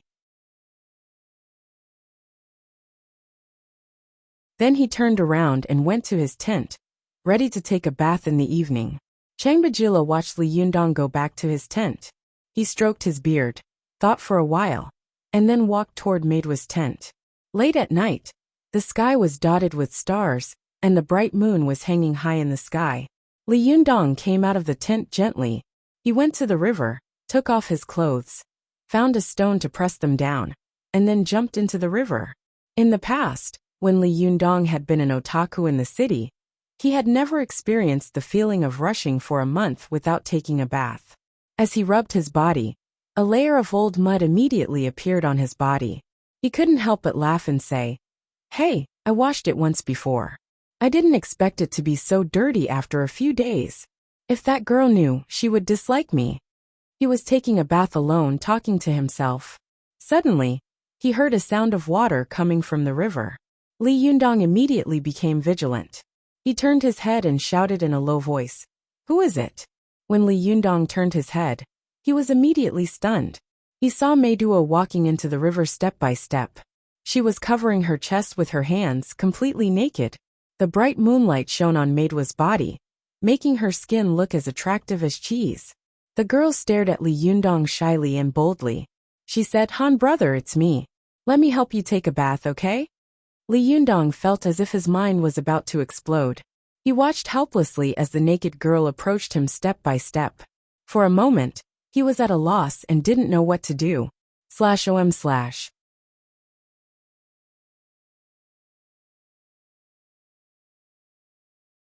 Chapter 181. Go to watch net. Mei Duo's enthusiasm was within Li Yundong's expectations, but Mei Duo's boldness was something he had never expected. For a moment, he watched the girl get closer and closer, and he couldn't help but step back. Go to watch net. 7K. Li Yundong stammered. Why did you come to take a bath too? This. Mei Duo looked at Li Yundong shyly and boldly. Her voice trembled slightly as she said, "Han brother, am I not beautiful?" Li Yundong saw that Mei Duo was covered in moonlight, as if she were wearing a layer of silver gauze. Although she was naked, it doubled her holy beauty. Even a blind man would open his eyes at this time to see the purest beauty in the world. Li Yundong only took a glance at her, and he felt his whole body heat up. He didn't dare to look at her again, so he turned around and wanted to escape. But Mei Duo grabbed his hand. The strength of her fingers and the firmness of her voice far exceeded Li Yundong's expectations. "Han brother, you also like me, don't you?" Li Yundong was forced into a corner by Mei Duo, but he calmed down. He took a deep breath and said in a deep voice, "Mei Duo, any man will like a girl like you." Hearing this, Mei Duo smiled and her ears turned red. "Then why did you run away when you saw me?" Li Yundong sighed. He turned around and looked straight into Mei Duo's eyes, not glancing at her snow-white chest at all. He said, "Because in my heart, there is already a girl I love deeply." Mei Duo's whole body shook violently. She looked at Li Yundong in horror. "Are you married?" Li Yundong shook his head. "No, I'm not married, but I already have a girlfriend." Mei Duo looked at Li Yundong and shook her head vigorously. "No, since you already have a girlfriend, why did you look at me like that?" Li Yundong sighed and said, "When I first saw you, I only felt that your eyes were pure, just like the girl I love deeply, so I subconsciously regarded you as her." With tears in her eyes, Mei Duo said stubbornly, "You lied to me. You deliberately made up such a person, didn't you?" Li Yundong sighed slightly. He pulled Mei Duo to the shore and draped the clothes she had taken off on the shore over her. He also put on his clothes with his back facing Mei Duo. Then, he pulled Mei Duo to sit on the shore and began to tell her the story of him and Su Chan Watchnet. Li Yundong was very eloquent. He told her all these things clearly, from their meeting, acquaintance, friendship and love. When it came to the happy and funny parts, Mei Duo laughed with tears in her eyes, completely forgetting the misery of being rejected by Li Yundong.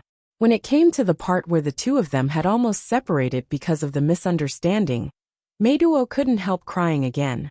In the end, Li Yundong said that in order to enforce justice on behalf of heaven, he had sent heavenly thunder to kill young Master He, and Su Chan had been taken away by her master because of him. Mei Duo had cried because of the separation between the two of them. She asked with tears in her eyes, "What happened after that?" "After that?" Li Yundong let out a long sigh and said slowly, "After that, I understood a truth." Mei Duo wiped away her tears and asked, "What is it?" Li Yundong sighed and said, "A man must be strong. If a man is not strong, he can't even protect himself, let alone the woman he loves." "So you came here to cultivate?" Mei Duo asked. Li Yundong nodded. "Yes, that's right." Mei Duo was moved and said, "No wonder you walked all the way here. It turns out that you did it for the girl you love." Li Yundong smiled at Mei Duo. "The song you sang before was really good." I asked Buddha, "Why does it always snow on a night that I don't care about?" Buddha said, "When people don't pay attention, they always miss a lot of real beauty." What a good song. but some real beauty is destined not to belong to me. If people are too greedy, they may even lose what they already have. Don't you think so? Maidwa's eyes were fixed on Li Yundong. Although she had been rejected by Li Yundong, her love and admiration for this boy in her heart had deepened. She admired Li Yundong's courage and boldness in order to eradicate evil people, regardless of his own safety. She admired Li Yundong's persistence and perseverance in embarking on an extremely difficult cultivation for the girl he loved. Go to the internet. Maidwa's eyes were full of infatuation. She looked at Li Yundong's thick eyebrows and straight nose. She had always thought that this Han brother was not very handsome with a beard. But at this time, he looked mature, steady, and resolute. In the face of Li Yundong's question, Meiduo said in a daze, "Han brother, I understand. I won't stop you from cultivating. Can I sing another song for you?" Li Yundong smiled and said, "Okay, your singing is really like the sound of nature. It's so beautiful." Meiduo thought to herself, no matter how beautiful it is, it can't capture your heart. She calmed down, opened her red lips slightly and sang, "You see me, or you don't see me. I'm there, neither sad nor happy. You read me, or you don't miss me. Love is there, neither coming nor going. You love me, or you don't love me.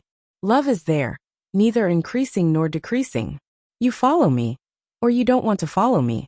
My hand is in your hand, and I won't give it up. Come to my arms, or let me live in your heart. Silence love, silence joy."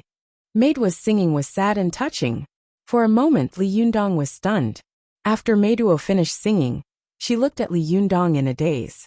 She saw that Li Yundong's eyes were fixed on the distance, and his expression was full of memories. Her heart was sour and bitter, and for a moment, she couldn't help but burst into tears. Meiduo wiped her tears, sobbed, turned her head, and ran back to her tent. She didn't even want the clothes on the ground.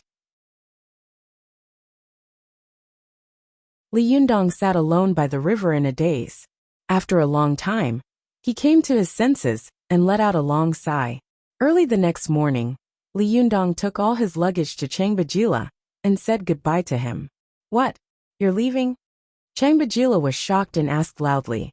Li Yundong nodded and said with a firm expression, "Yes, I've disturbed you for several days. I'm a cultivator, and it's better for me to be alone." Changbajila opened his mouth. He wanted to ask him to stay, but he didn't know what to say. After a long time he sighed and said, "Han boy, you didn't give me a chance.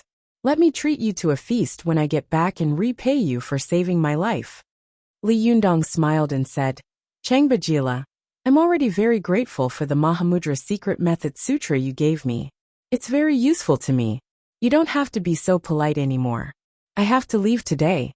Seeing that Li Yundong had made up his mind, Changbajila didn't force him to stay. He just asked, "Does Meiduo know?" Li Yundong nodded.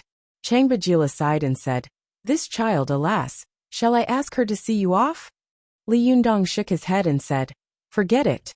As he said this, he carried the fan of 7 treasures and his luggage and left Changbajila's tent.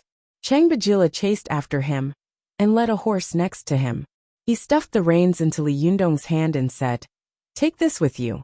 When you're tired on the way, it can also lighten your burden." Li Yundong smiled and said, "Changbajila, I'm a cultivator. How can I do such a lazy thing? It's like taking a break on a pilgrimage. Would you be willing?" Changbajila was silent. After a while he said, "Then you should bring more food and water. That should be fine, right?" Li Yundong thought for a moment and accepted Changbajila's kindness with a smile. He took a bag of Highland barley cakes and a pot full of milk wine and set off again. At this time, the Tibetans in the camp had heard that Li Yundong was leaving, so they came over to say goodbye to him. Li Yundong smiled and said hello to them. He glanced around the crowd, but didn't see Meiduo. He sighed in his heart and turned to leave. When Li Yundong had become a small black dot on the horizon, Meiduo ran over panting. As she ran she shouted, "Changbajila, Han brother is leaving?" When she ran to Changbajila, she stopped and looked at Li Yundong's back with a sad face. She held a pair of cloth shoes that had just been sewn in her hand and bit her lip tightly. She was silent, tears falling down her cheeks. Changbajila sighed and said, Hurry up and catch up with him on my horse. It's not too late. Meiduo shook her head and choked with sobs. If he has me in his heart, he will look back. When he does, I will catch up with him and give him this pair of shoes. He has such a long way to go. How can he go without shoes? She looked at Li Yundong's back all the way, but he never looked back until his figure finally disappeared into the horizon. Meiduo couldn't help it anymore. She lay on Changbajila's shoulder and cried loudly. As she cried, she said, "Why won't he look back at me? Is there no place for me in his heart at all?" Changbajila stroked Meiduo's hair lovingly. "Silly girl, he's afraid that if he looks back at you, you will really live in his heart." When Meiduo heard this, she felt a little better. She wiped her tears and looked at Changbajila eagerly. "Is what you said true?" Changbajila smiled and sighed slightly. "Well, don't cry. If fate wills it, we will meet again in the future." Meiduo looked in the direction where Li Yundong had gone and couldn't help singing again. "That day, I closed my eyes in the fragrant mist of the scripture hall. Suddenly, I heard the mantra in your chanting. That month, I shook all the scripture buckets, not to release souls, but to touch your fingertips. That year, I kowtowed and crawled on the mountain road, not to see you, but to feel your warmth. That life, I turned the mountains, the rivers, and the pagodas, not to cultivate the next life, but to meet you on the way." Meiduo's singing was pleasant to the ear, and these Tibetan compatriots all knew it. But at this time, Meiduo was singing from the bottom of her heart, and every sentence was from the bottom of her heart. Her true feelings were revealed, and her singing was particularly beautiful and touching. For a moment, everyone was stunned. The world was extremely quiet, and only the Tibetan girl's singing echoed gently. /om/.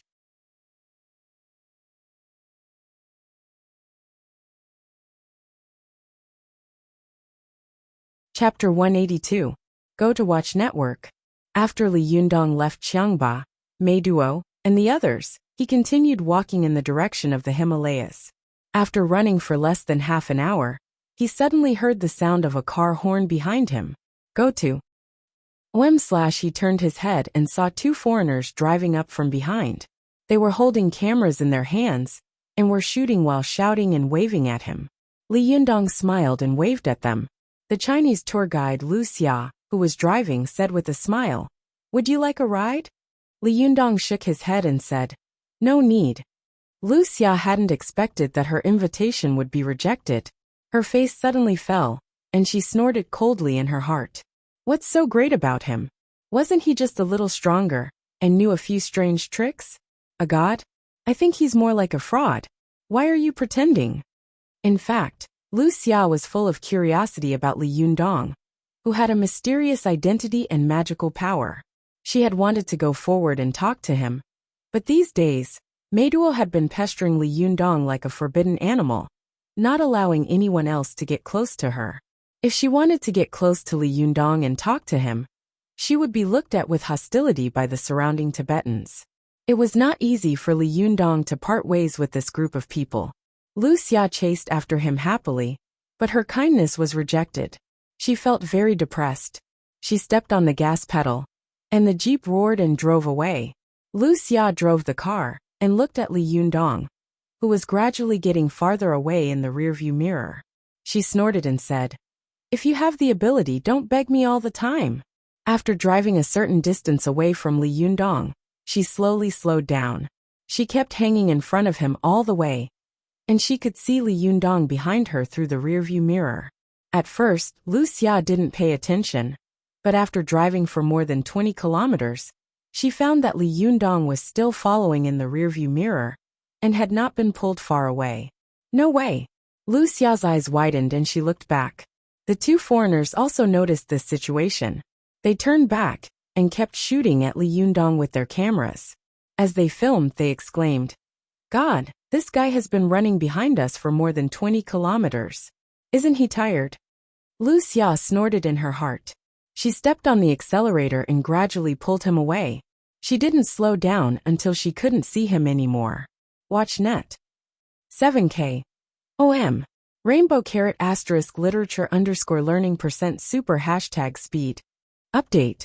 It wasn't until noon when they stopped the car and had lunch by the roadside that they saw a small black dot on the horizon in the distance. The closer they got, the bigger it became. When the two foreigners saw it, they immediately exclaimed, "Are my eyes deceiving me? This guy has been running all this time. Hasn't he rested?" Lu Xia, who had just taken a bite of the dry food and was drinking water, suddenly choked on the water. She patted her chest and coughed, watching Li Yundong quickly pass by them with her eyes wide open. Li Yundong's speed was amazing. His legs were like steel machines, which made them feel that the person passing by in front of them was not a mortal, but a giant with infinite power. After Li Yundong passed by like a gust of wind, the two foreigners and Lu Xia looked at each other and quickly stuffed the dry food in their hands into their mouths. Then they quickly ran back to the car. "Are you kidding me? A car can't outrun a person. Is there any justice? Is there any law?" They drove forward in a fit of pique and soon caught up with Li Yundong. However, after driving for a while, when they were about to rest at night, Li Yundong followed them like a ghost. The two foreigners were so scared that they shouted, "This is impossible. Is this guy on stimulants?" Lu Xia also widened her eyes and watched Li Yundong run past them again. She couldn't help murmuring, "Is this guy a robot? Why isn't he tired at all?" They didn't know that Li Yundong was only one step away from the Zhuji phase at this time. The Zhenqi in his body was vast and majestic. Before, when his foundation was not solid, he hadn't felt tired even running for a few days and nights, let alone now that the Zhenqi in his body had been tempered and condensed like steel. Li Yundong ran all the way.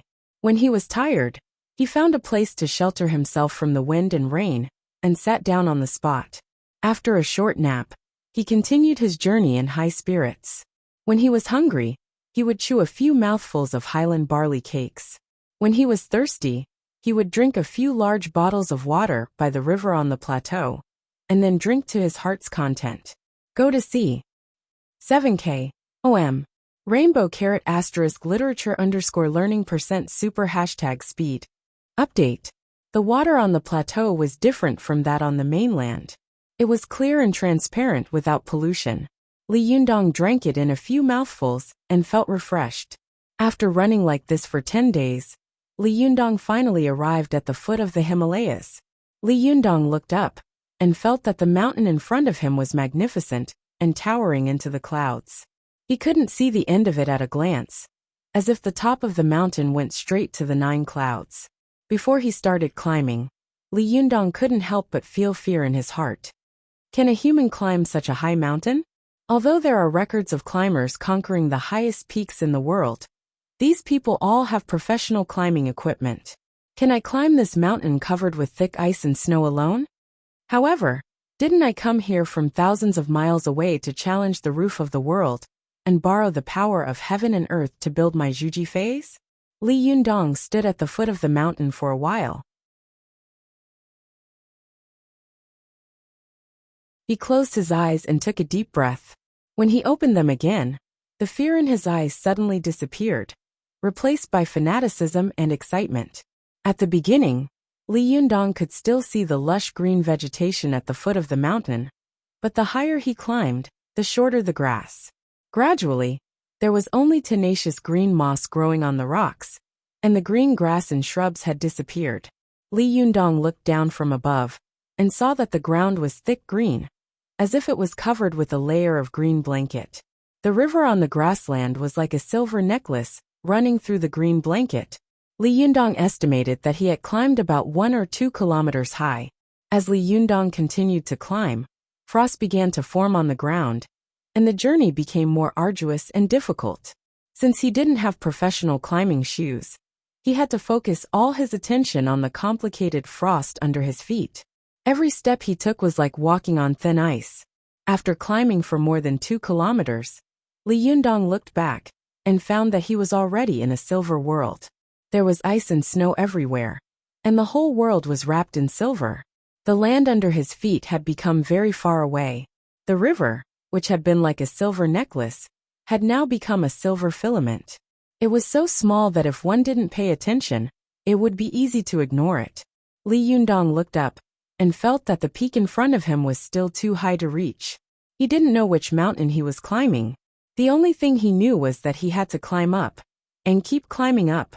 Although there was a strong wind on the mountain at this time, and the cold wind was like a knife, Li Yundong was only wearing a thin shirt. He kept climbing in this world of ice and snow with difficulty. Every step he took seemed to take a lot of effort, and his body would sway slightly. But even though his climb seemed so difficult, Li Yundong still did not flinch or hesitate at all. In his opinion, wasn't life such a process of climbing a dangerous peak? Some people were afraid of such hardships, so they stayed at the foot of the mountain to enjoy the comfortable environment. But they missed a good opportunity to enjoy the infinite scenery. The more Li Yundong climbed up, the more bitter and strong the cold wind became. He had to spend a lot of jinqi and junqi to resist the cold of -10 degrees. Some people were born with strong yang qi, so they wore less than ordinary people in winter, because the strong blood qi in their bodies was enough to help them resist the cold. Some people were particularly afraid of the cold, so they wrapped themselves tightly in winter, because they lacked yang qi in their bodies, and their blood qi was not enough to help them resist the cold. Many times in autumn or even winter, there were many people on the street wearing backless clothes, midriff-bearing clothes and short skirts, but most of them were young people because they were young, full of yang qi and strong blood qi. However, people in their 30s rarely wore such clothes, because their bodies had begun to go downhill. There was not enough yang qi in their bodies, and their blood qi was not strong. Li Yundong's body had been transformed by the Renyuan Jindan, and his internal organs had been constantly honed and tempered. Therefore, his blood qi was unbelievably vigorous. Although he was only wearing a thin shirt, his hands and feet didn't shiver in the freezing cold of -10 degrees Celsius. On the contrary, a faint layer of white qi was emitting from his body, which was the hot qi discharged from his body when the blood qi in his body was tumbling. Li Yundong climbed up the mountain range for about 2,000 meters. When he looked down again, he could no longer see the land nearby. At first glance, Li Yundong could only see a sea of clouds surrounding the mountain range, as if he was already in a fairyland. Li Yundong raised his head and looked into the distance. He saw the rolling mountains on the vast land. The top was covered with snow, and the bottom was lush green. It was like two worlds with distinct colors and levels. Li Yundong only felt that he was in this vast world, and his whole body was integrated with it. He seemed to be able to touch the sky with a stretch of his hand, and the earth seemed to be within his grasp with a stretch of his hand. No wonder the great man once said, "Infinite scenery lies in the dangerous peak." If I hadn't climbed such a dangerous peak, how would I have known that there would be such a magical and magnificent scenery in the world, and that people would have such lofty sentiments and lofty aspirations? Li Yundong sighed in his heart. He felt an incomparably powerful force emerge in his body. This force made him feel as if he was the only ruler between heaven and earth. It's not without reason that Ziyuan asked me to come to such a place to Zhuji phase. Li Yundong only felt that the qi and blood in his chest were tumbling, and he couldn't help but want to roar. As soon as this idea emerged, Li Yundong felt that the 5 qi in his 5 internal organs were about to move, and the jinqi accumulated in the 3 danshans was also boiling, like a flood that was about to open the floodgates at any time. Li Yundong knew that this was a sign that he could start the Zhuji phase. Although he hadn't reached the top of the mountain, he still remembered something that Ziyuan had said to him. You don't have to reach the top. As long as the jinqi in your body responds, you can start the Zhuji phase. Li Yundong looked around. He knew that no one could disturb him when he was in the Zhuji phase. He thought to himself, no one will come to such a place, right? After thinking for a while, Li Yundong used his hands to dig a small hole with his back against the mountain. The hole was sunken so that he could hide in it, and he sat cross-legged in it. As soon as Li Yundong entered meditation, the jinqi in his body roared, as if a dam had been opened and an avalanche had occurred. /om/.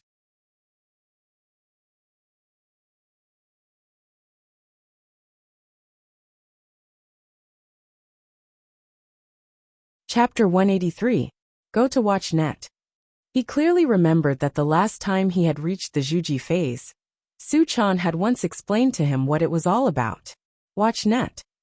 7K.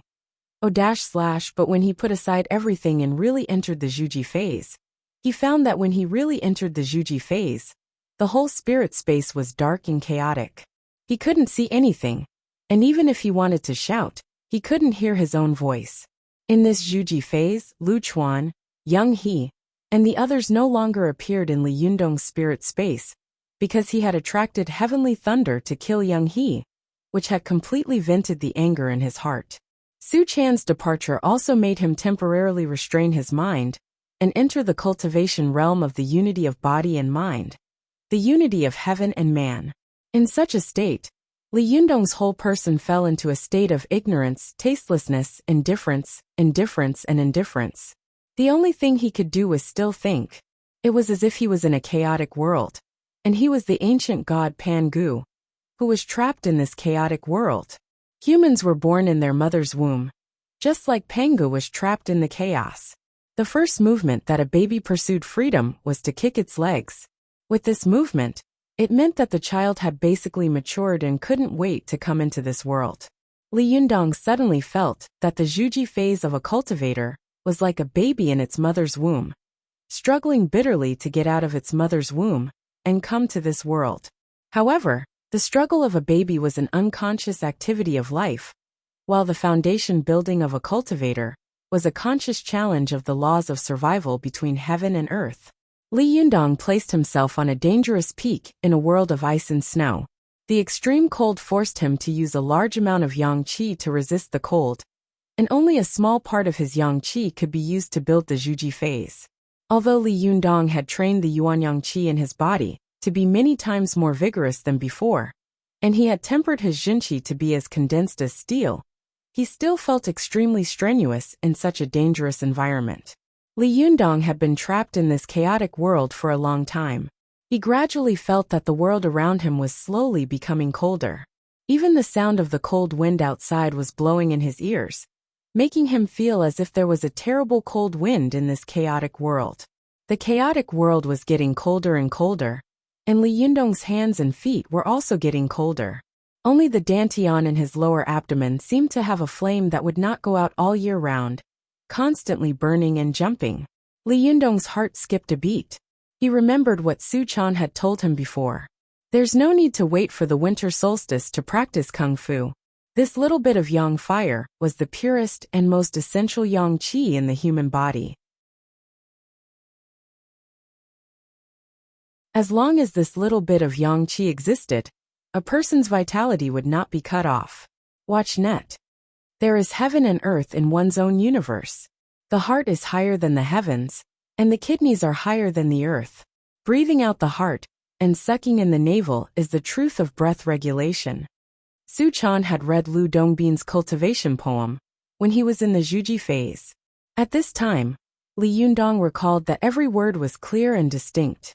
Li Yundong guarded this little bit of yang qi tightly, as if he was guarding a flickering oil lamp in the wild wind, or a small boat that could be overturned at any time in the stormy waves of the storm.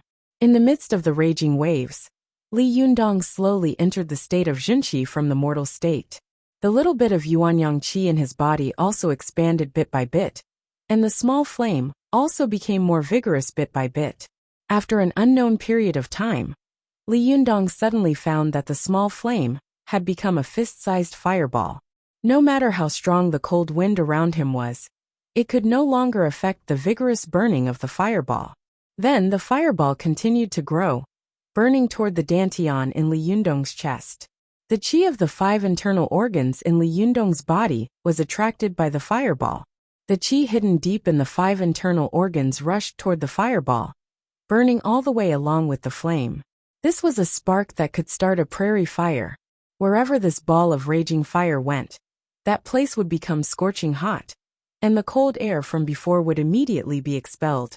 Before long, Li Yundong felt that his whole body had become extremely hot, and then the chaotic world had also become scorching and dry. This feeling made him feel suffocated, and he wished he could roar and smash the chaotic world into pieces. But Li Yundong clearly felt that his hands and feet were not listening to him. He was like a baby in his mother's womb, struggling desperately, wanting to go to a new world. The more Li Yundong struggled, the stronger and more majestic the power accumulated in his body. It was like a dam storing water, ready to burst at any time. After a long time, Li Yundong suddenly heard a crisp pop sound in his ears. It sounded like a bubble that had swollen to the brim.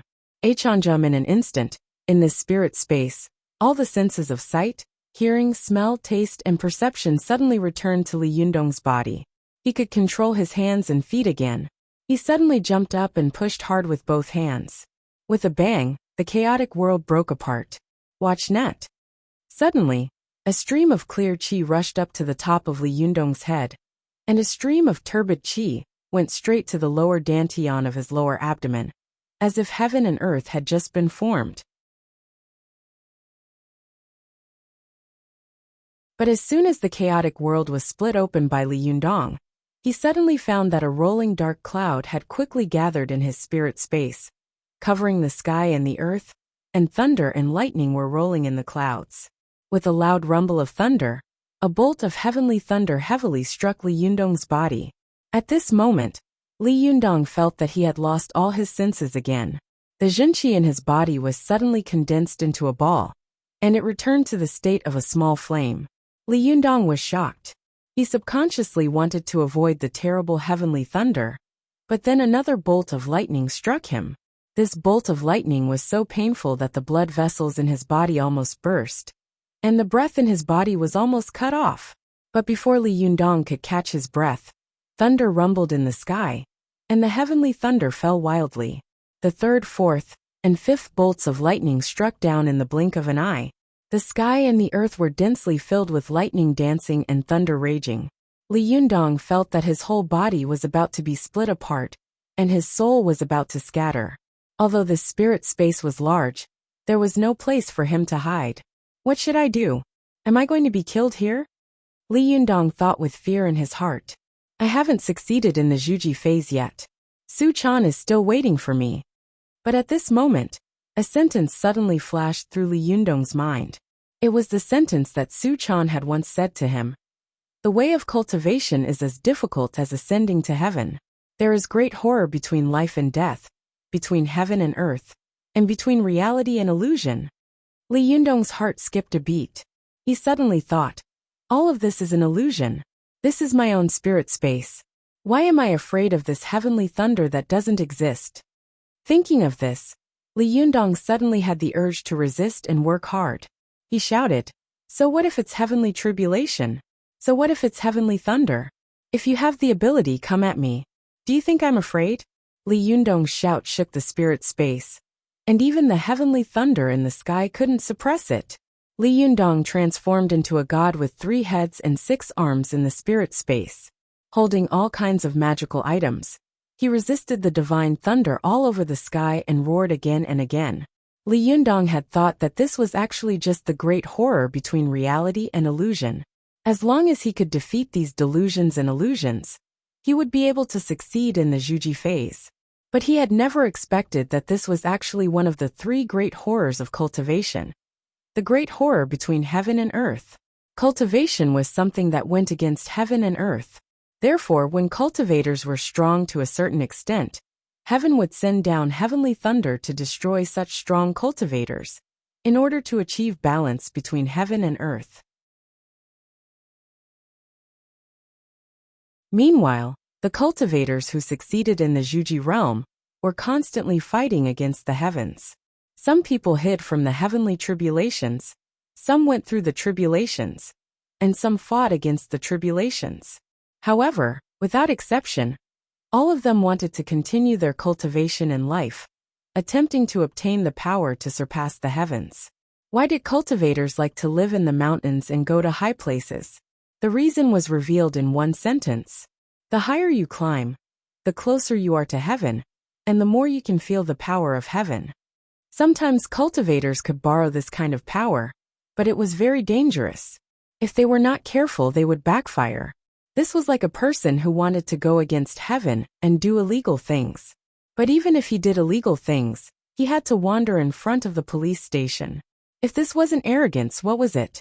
If they didn't catch him, who would they catch? Cultivators were like lawbreakers, and heaven was like the police station.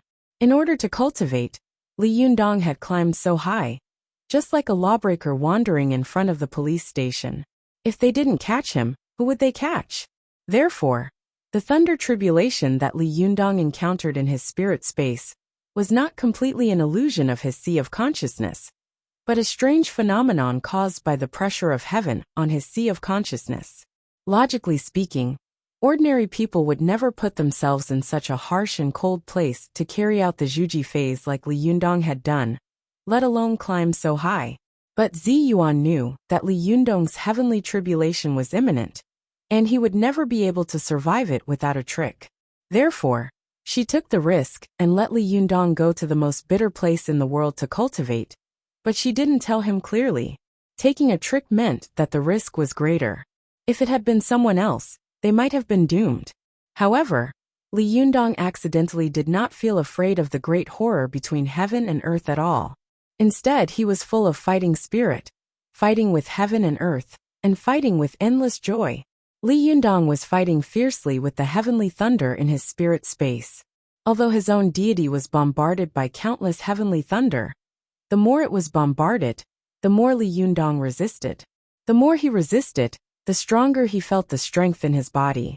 Even the Yuanyang Jinqi in Li Yundong's body in the spirit space was undergoing the most critical transformation. But at this time, 3 figures appeared on the mountain, all wearing windproof goggles and thick winter clothes. They were holding nails and crutches for climbing in their hands, and they were also wearing thick anti-skid shoes. They were the 2 foreigners and the female tour guide Lu Xia, who Li Yundong had met on the way to climb the mountain.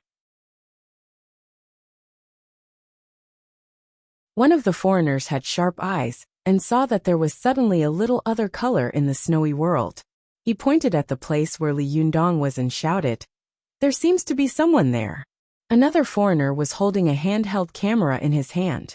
While filming, he looked over and nodded, "Hey, keep your voice down. Just go over and take a look. Don't be too loud, or you'll cause an avalanche." The 3 of them came to the pit that Li Yundong had dug and took a look. They were shocked and said in unison, "It's him."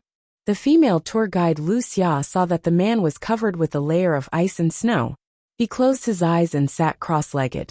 His hands were placed on his legs, his palms facing the sky, and his thumb and ring finger were gently pinched together. Lu Xia squatted down, took off her gloves, and put her hand in front of Li Yundong's nose to check his breath. She was shocked. She turned her head and said with a complicated expression, "He's dead." The 2 foreigners drew a cross on their chests at the same time. One of them whispered, "Oh my God, why did he die in this place?" Another foreigner sighed and said, "Sometimes the Orientals are very strange." Lu Xia stared blankly at Li Yundong, who was motionless. Suddenly, she felt very complicated in her heart. She sighed, but also felt a little happy. "Who told you to show off? Now you want to see if you can show off again?" But as soon as this thought came to her mind, she couldn't help smiling bitterly. "I have no grudge against him. Why do I always hate this guy so much? Forget it. For the sake of our compatriot, let's take his body back." Thinking of this, Lu Xia couldn't help reaching out to Li Yundong, wanting to drag him out of the hole. /om/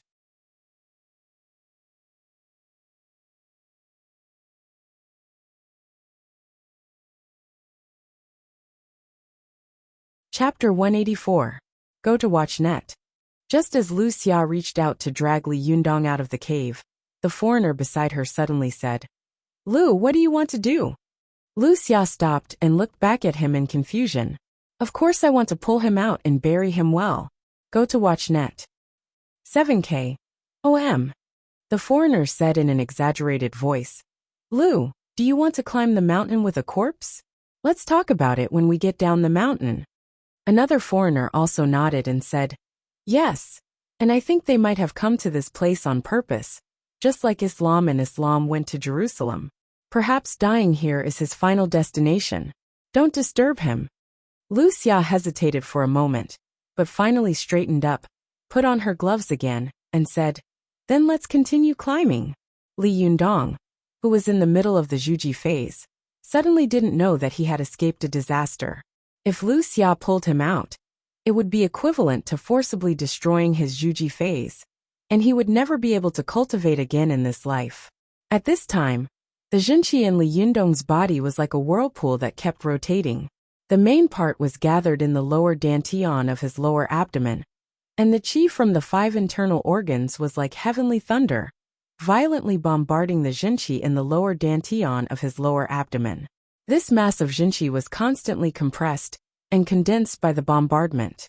At first, it was the size of a watermelon, but it was slowly compressed to the size of a fist, and then it was compressed to a small ball the size of a pigeon's egg. Slowly, the mass of qi, which had been bombarded countless times, was compressed into a small ball the size of a thumb, which was constantly rotating and emitting red light. This was the foundation-building Niden that countless outer sect cultivators dreamed of. There were many cultivation sects in the world, but all of them used the primordial yang fire in their bodies to refine their Niden. However, Li Yundong was the only one who used the power of heaven and earth to refine his body, and the power of heavenly thunder to refine his primordial yang. In other words, ordinary cultivators use fire to refine their Niden, but Li Yundong used thunder to refine his Niden. Moreover, in the Tao of the world, lightning was the most exalted. It transcended the 5 elements and stood above all living beings. As soon as this Niden was refined, Li Yundong suddenly felt as if he had endless power in the spirit space. He controlled the 3-headed and 6-armed god in his body, and suddenly threw the powerful magical weapon in his hand into the sky. His 6 arms pinched 3 Mahamudra at the same time, which were the Mahavirokana Mahamudra, that could destroy all darkness and ignorance. It was the womb realm's mandala light gathering Buddha top handprint that could break through all obstacles. It was the Vajra Samaya giant palm print that could destroy all demons and devils. As soon as the 3 big handprints were made, the gods in Li Yundong's spirit space suddenly burst out with dazzling golden light, and 3 colorful halos appeared behind their heads, like Vajra descending to the world and Buddha appearing. Watch net. 7K. OM. The god let out a loud roar, and one of his vertical pupils suddenly opened. Divine light shot out from his eyes, along with the magic treasures thrown into the sky, and the 3 palm prints shot into the sky. With a loud bang, all the dark clouds in the sky were shattered by the 3 consecutive blows, and the heavenly thunder disappeared without a trace in the blink of an eye.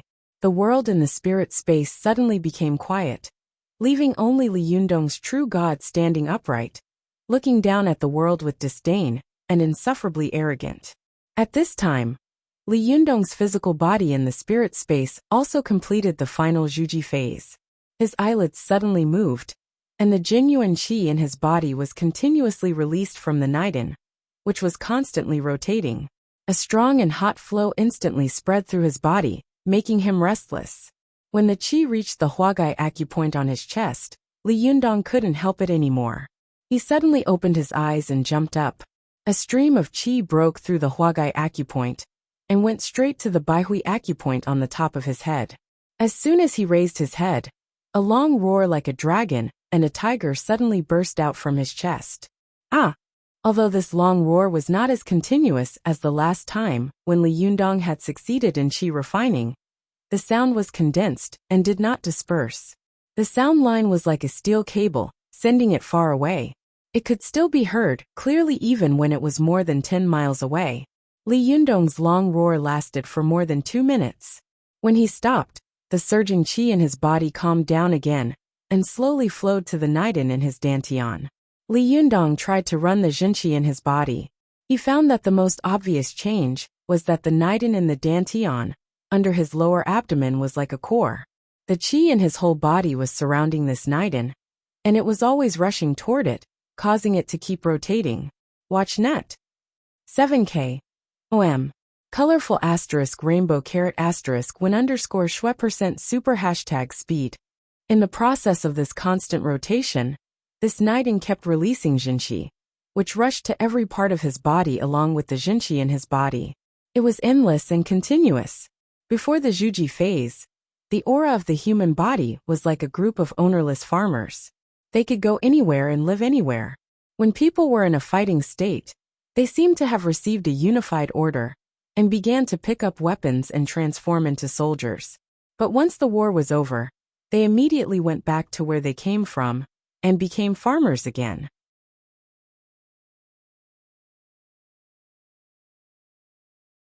But after people reached the Zhuji phase, cultivators had Naiden, which was like a regular army stationed in their bodies all year round, always surrounding and protecting the host, always maintaining a fighting state, and resisting all kinds of external invasions.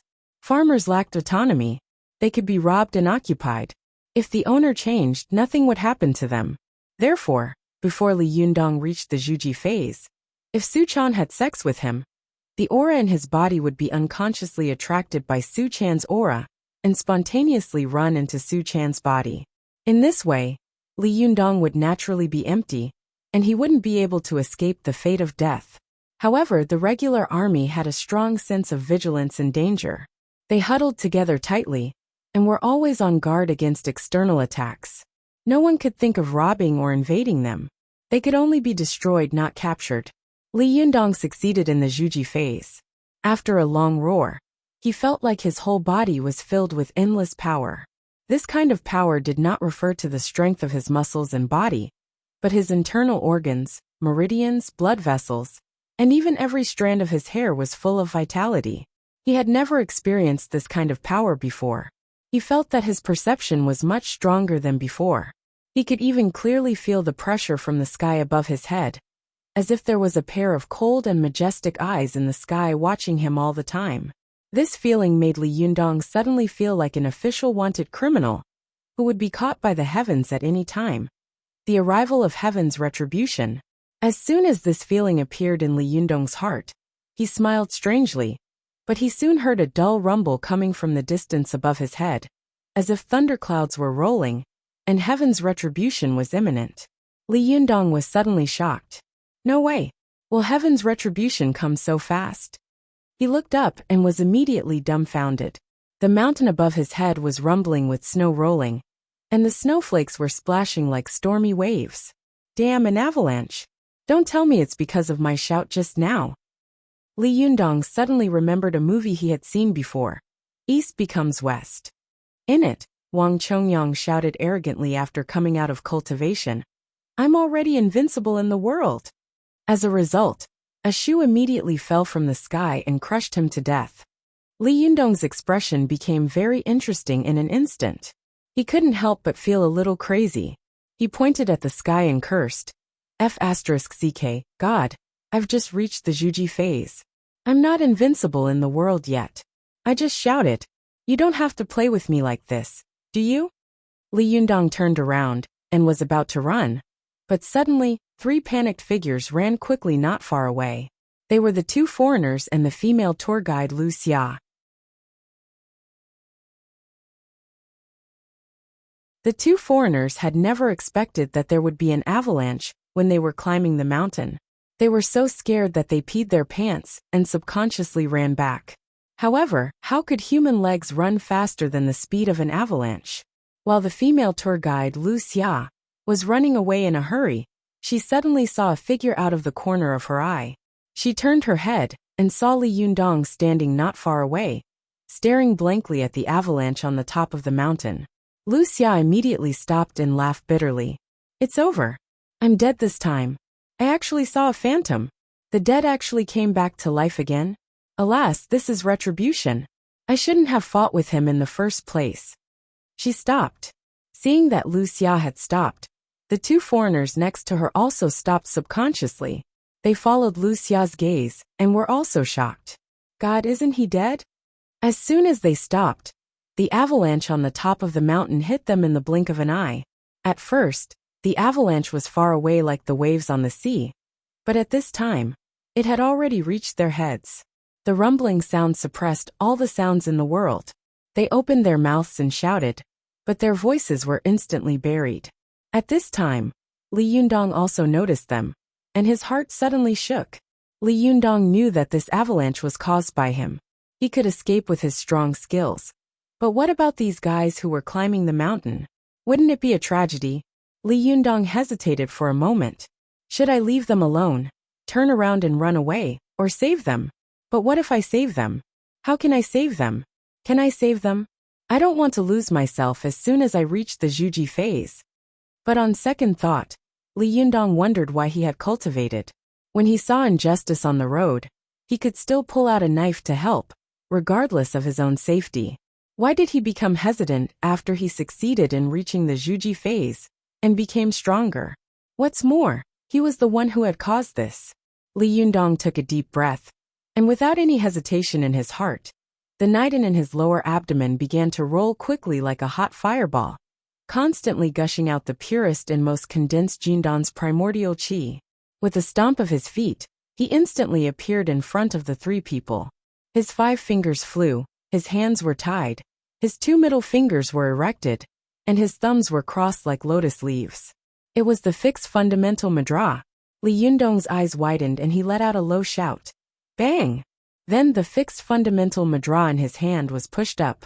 In an instant, it was as if a golden qi wall had suddenly been pushed out in front of Li Yundong, forcibly blocking the fierce avalanche less than 2 meters in front of him. The rolling snow was suddenly blocked in one place, but the avalanche on both sides roared down, passing by the 2 foreigners and Lu Xia like a waterfall. The 2 foreigners only saw Li Yundong push with both hands, and the avalanche was forcibly blocked into a wall, and it was getting higher and higher.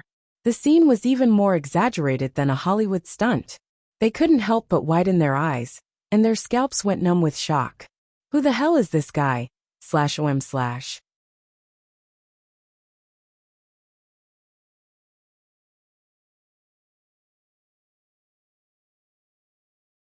Chapter 185. Go to watch net. Jack and Ruby were 2 mountaineering enthusiasts. Of course, they knew that when climbing such a snowy mountain, they were most afraid of encountering an avalanche. Generally, in such a situation, unless rescue was organized immediately, they would definitely die. Watch net. However, the probability of an avalanche was very low. It was unlikely that they would encounter one, but they never expected that they would actually encounter one. Furthermore, this avalanche was man-made. However, something even more ridiculous than the avalanche happened. There was actually someone who forcefully blocked the natural might of the avalanche with his own physical strength. The 3 of them were dumbfounded. Before they could react, Li Yundong jumped more than 10 meters away. After a few more jumps, he disappeared from their line of sight. But not long after, Li Yundong jumped back a few times and took a rectangular object that was nearly the height of a person from the snow cave where he had been staying. He carried it on his back, and then he jumped a few more times and left in an instant. It was not until a long time after Li Yundong had left that the 3 of them reacted. Jesus Christ, isn't this too amazing? Jack the foreigner said while stuttering. The foreigner, Ruby, who was holding the camera with his body still stiff, also stuttered. Lu, I know your China is a very magical place, but this is too exaggerated. As he spoke, his voice involuntarily became a little louder. Immediately, a few cracks appeared on the artificial snow wall in front of him. Jack and Lu Xia immediately rushed over and covered his mouth. Lu Xia lowered her voice and said, If you have anything to say, let's talk after we get down the mountain. The foreigner, Jack, nodded his head like a chicken pecking at rice. For a moment, the 3 hoodlums didn't dare to take another breath. They quietly descended the mountain like thieves.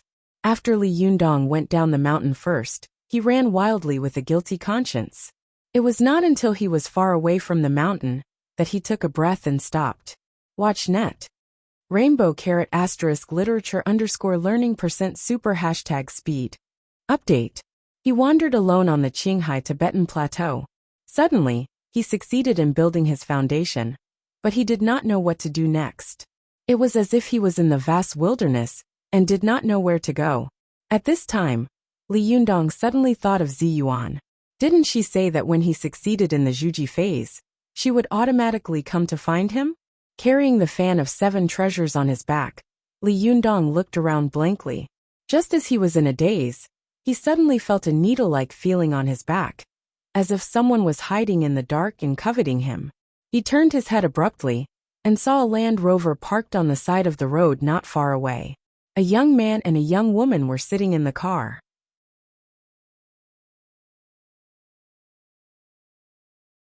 It was the young man and woman who had been peeping at him when he had met Meduo and Changbajila.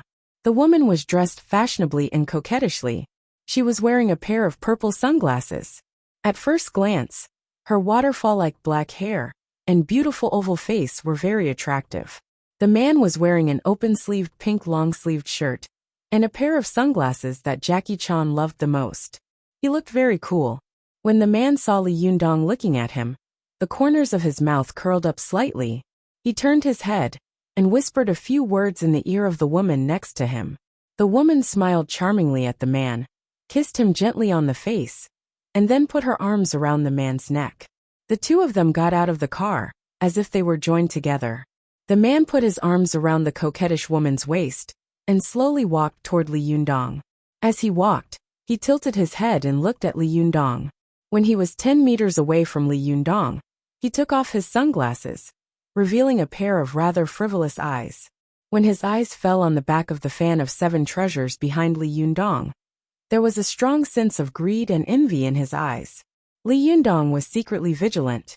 He held his breath and stared at the man in front of him without saying a word. He was as silent as a majestic mountain. The coquettish woman next to the man also looked at Li Yundong curiously, and from time to time, there was a coquettish and seductive look in her eyes. I'm Wu Hao from the Yin Yang sect of Mount Wuhua. Wu Hao smiled frivolously, let go of the woman's waist and cupped his hands. The woman next to him also giggled and said with a coquettish face, I'm LV Fengping from the Yin Yang sect of Mount Wuhua. Go to see the net. 7K. OM. Li Yundong calmly cupped his hands and returned the salute. Nice to meet you. What can I do for you too? Wu Hao held a pair of sunglasses in one hand and knocked them on the palm of his other hand. His body was crooked and slanted. He did not look like a cultivator at all, but more like a hooligan. He said, It's nothing. I just heard a long roar coming from afar. My partner, LV Fengping, and I heard the sound and knew that someone had succeeded in the Zhuji phase here. So we came to take a look. I didn't expect to meet an acquaintance on the way. Li Yundong said lightly. So that's how it is. It's really a coincidence. Can I go now? Seeing that Li Yundong didn't want to see him, Wu Hao was secretly unhappy, but he suppressed his unhappiness and said, Don't be in such a hurry to leave. I have a deal to make with you. Are you interested? I'm not interested, Li Yundong said flatly without hesitation. This sentence made Wu Hao choke. He said angrily, I haven't said anything yet, and you don't know what it is. Why did you refuse? That's not very polite, is it? Li Yundong snorted coldly, opened his hands, and looked himself up and down. I am alone in the world.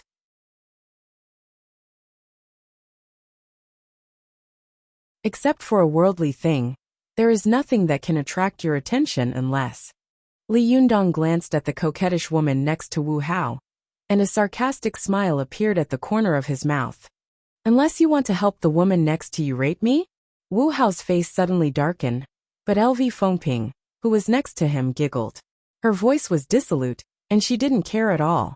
Instead, there was a hint of provocation in her eyes. Wu Hao stared at Li Yundong for a while with a gloomy face, but after a while, he relaxed his expression and said with a smile, I won't argue with you. I just want to ask you, will you sell the fan of 7 treasures behind you? Li Yundong saw that the man had seen through the origin of the treasure fan behind him. As soon as he opened his mouth, he suddenly felt a chill in his heart, and thought to himself, how did he know? Li Yundong shouted resolutely, No. Wu Hao was unwilling to give up. I'll pay 5 million for your fan of 7 treasures. Will you sell it? Li Yundong's heart skipped a beat, and he sucked in a breath of cold air. 5 million. 5 million meant that a person could basically solve the most difficult problems of housing and livelihood in this life. He could buy 2 or 3 houses and live a comfortable life as a landlord. This was the kind of life that Li Yundong had longed for the most in the past. However, Li Yundong knew that he had changed. It was impossible for him to go back to the situation where he could eat his fill and worry about his family. Moreover, this was a gift from Su Chan. To him, it was a priceless treasure. How could he sell it? Li Yundong snorted coldly. 5 million? I won't sell it even for 50 million. Wu Hao frowned, and a fierce light flashed in his eyes. But he still patiently said, Fellow Taoist, I see that you are a kindred spirit. That's why I'm willing to discuss it with you. If you think that my price is too low, why don't you name a price? Everything is negotiable. If 5 million won't do, then what about 10 million? What, not even 10 million? Then 20 million. I can't go any higher. Li Yundong saw that Wu Hao had raised the price to 20 million in the blink of an eye, and he sneered. Don't waste your time. I will never sell this fan of 7 treasures.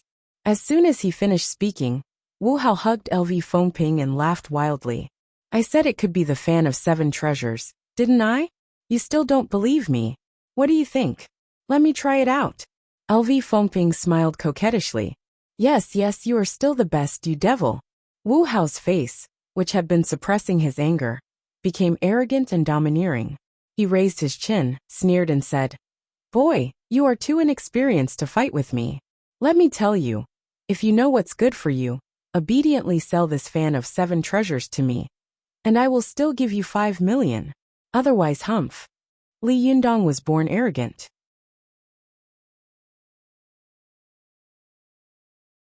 He could be persuaded by reason, but not cowed by force. Others were arrogant, but he was even more arrogant than them. He smiled coldly and said, Otherwise what? Wu Hao sneered. Otherwise, it will be a pity for your cultivation skills, which have just reached the Zhuji phase. You will die here as soon as you step on the road of cultivation. Li Yundong raised his eyebrows and was about to speak, but he saw LV Fengping flirtatiously winking at Li Yundong and saying coquettishly, Oh little brother, why do you have to fight for such a dead thing? My devil is very fierce when he gets angry, and you have just reached the Zhuji phase, so you are no match for him. You see, we are not going to rob you of your treasures. Aren't we talking about the price with you? 5 million is too little. He's such a stingy person. How about 10 million? How about it? 10 million isn't a small amount, is it? It's better to squash enmity than keep it alive. Wu Hao, who was standing to one side, pinched LV Fengping's breasts hard and said with a smile, You bitch. You are actually speaking for an outsider. I think you have taken a fancy to him. You really want to rape him, don't you? LV Fengping wriggled in Wu Hao's arms and said coquettishly, You devil, how dare you say that to me? Be careful, I will bite off your ugly thing when we get back. Wu Hao snorted and said, If you want to rape me, then just do it. I don't mind. As he said this, he looked at Li Yundong frivolously and said, Hey, 10 million plus this woman, how about that? Is that enough sincerity? I see that you are still a virgin. After you have a taste of her kung fu, you will know what the most despicable thing in the world is. Li Yundong looked at Wu Hao and LV Fengping's ugly behavior coldly, and felt disgusted in his heart. He snorted coldly and said, Are you finished? If you are, then get out of here. Don't stand here and dirty my eyes and ears. You think shamelessness is fun? Bah. After that he spat heavily on the ground. Wu Hao suddenly became furious, and his face twisted. He pointed at Li Yundong and shouted, Little bastard, I gave you face, but you don't want it. I will tell you again, hand over the treasured fan, and I will spare your life. /om/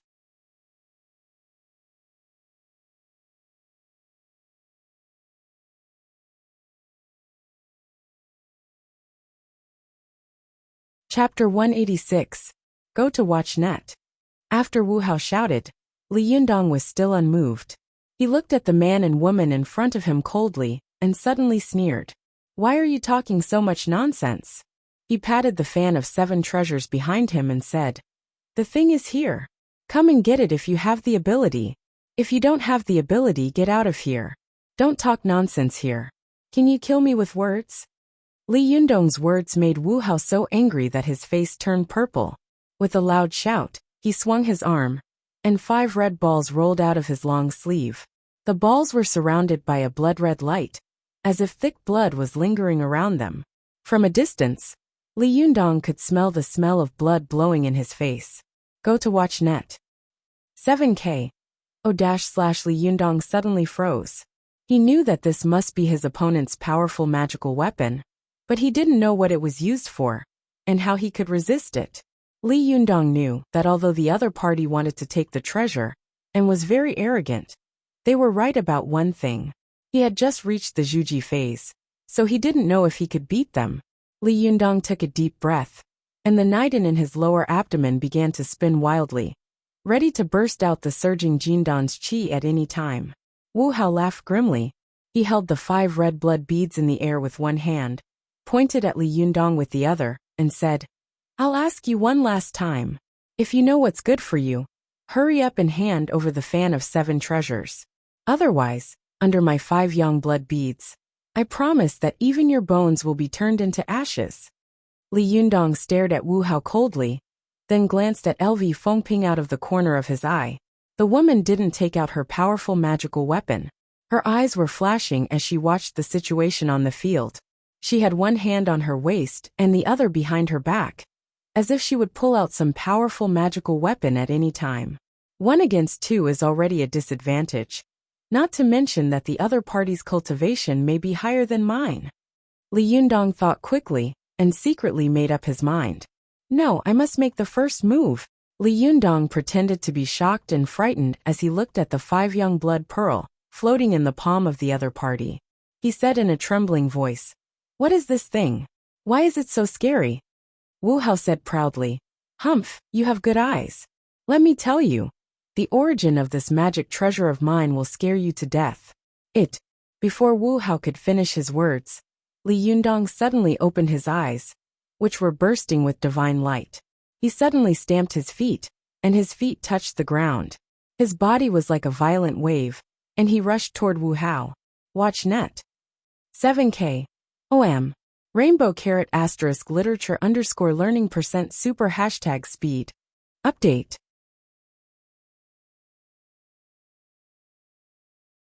Li Yundong's body had been reconstructed by the Jindan, and his physical strength was even stronger than that of many people who had entered the Tao through martial arts. In addition, after a month of polishing, he had become even more powerful. When he broke out, it was as if the whole turf under his feet was going to be lifted up. His figure was as mighty as a wave, and his strength was like a flood. Wu Hao had never expected that Li Yundong would attack without warning, and that he would attack so fiercely. Although he was an inner disciple of Mount Wuhua, he had been soaked in medicinal water and fed with elixirs by his master since he was a child. He had reached the 5th level of Shentong at a young age, but he had taken the path of yin-yang dual cultivation of the Eastern Taoist sect. The Naiden in his body had been obtained through sexual dual cultivation with LV Fengping, although such a Naiden was easier to cultivate and faster. After all, it could not be compared with the Naiden that ordinary cultivators had refined in hard cultivation, let alone the Naiden that Li Yundong had tempered with the divine power of heavenly thunder. Such a Naiden, which had been cultivated through sexual dual cultivation, was often contemptuously called a fake Naiden by cultivators of other sects. When encountering a strong person, it would be defeated with one blow. It was easy for Wu Hao to get his Naiden, and it was also easy for him to get his Kung Fu. Moreover, most of his Kung Fu was Taoist magic, so he had never learned any close combat skills. Seeing that Li Yundong had rushed in front of him in the blink of an eye, Wu Hao suddenly rose up, turned his hand, and slapped down on the top of his head. This palm wind was fierce. If it hit, the top of his head would definitely be broken, and he would die miserably on the spot. Before cultivators had cultivated to the Jinshin phase, they would still die if their vital parts were hit by an ordinary person, let alone a cultivator with amazing divine power like Li Yundong. Wu Hao was so scared that his hair stood on end. He let out a strange cry and retreated like crazy. As he retreated, he screamed at LV Fengping. What the F***ck are you doing there? Hurry up and do it. Before LV Fengping could come to her senses, Li Yundong had stuck to Wu Hao like a maggot attached to a bone. Wu Hao retreated quickly, but Li Yundong chased him even faster. Li Yundong only chased after him for 3 steps before he caught up with Wu Hao again. His 5 fingers were like hooks, pinching Wu Hao's neck. Go to see net. 7K. Wu Hao was terrified. Because the attack range of the 5 young blood bead in his hand was too large. He didn't dare to release it for fear of hurting himself. Li Yundong grabbed his neck and lifted him up like a chicken. At this time, LV Fengping screamed and pulled out a dark red whip from behind her. She shouted in panic, "Let him go!" Li Yundong sneered and said, "Let him go. If I let him go, will you let me go?"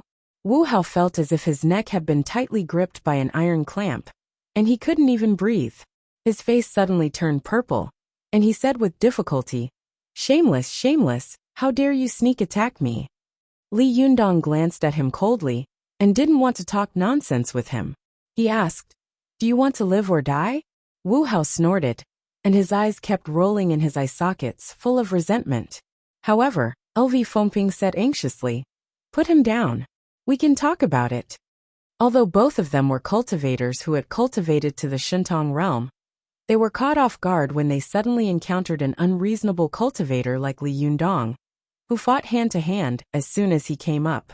Seeing that Wu Hao had been restrained in the blink of an eye, LV Fengping suddenly became cautious. After all, no matter how fast the magic was, it was not as fast as the speed of 5 fingers pinching. Li Yundong glanced at LV Fengping coldly and said, "What do you have to say? If I let him go, will you leave obediently?" LV Fengping's previous coquettishness was gone. She took a deep breath, and the anxiety on her face gradually disappeared. She said seriously, "If we want to blame someone, we can only blame ourselves for being wrong. We thought that you were a cultivator who had just reached the Zhuji phase and had no Shentong or Dharma power. That's why we were greedy. If you are willing to let him go, we will leave right now. There will be no hesitation." Li Yundong narrowed his eyes and glanced sharply at LV Fengping's face. Seeing that her expression did not seem to be fake, he turned to Wu Hao and said coldly, "What about you?" Seeing that Li Yundong had the intention to let him go, Wu Hao also took a deep breath in a low voice and said, "I was blind and offended, Jinren. Please forgive me."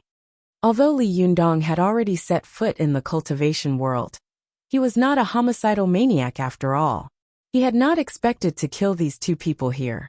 Seeing that the other side had admitted defeat, he loosened his 5 fingers and shouted, "Get out of here!" Wu Hao's neck was suddenly released, and he suddenly felt as if he had returned to heaven from hell. He bent down, took 2 deep breaths, and then staggered 2 steps. When he was a certain distance away from Li Yundong, he turned his head and looked at him. Suddenly, a trace of hatred flashed in his eyes. Seeing the killing intent in his eyes, Li Yundong immediately glared at him, and his eyes burst with divine light. His appearance was really murderous and extremely frightening. Although Wu Hao had Naiden, his will was not firm. Being stared at by Li Yundong, he suddenly trembled with fear. He quickly turned his head, not daring to look at Li Yundong again, and turned to run toward LV Fengping. LV Fengping supported the embarrassed Wu Hao. She looked at Li Yundong, who had turned away with a cold snort and a complicated look in her eyes.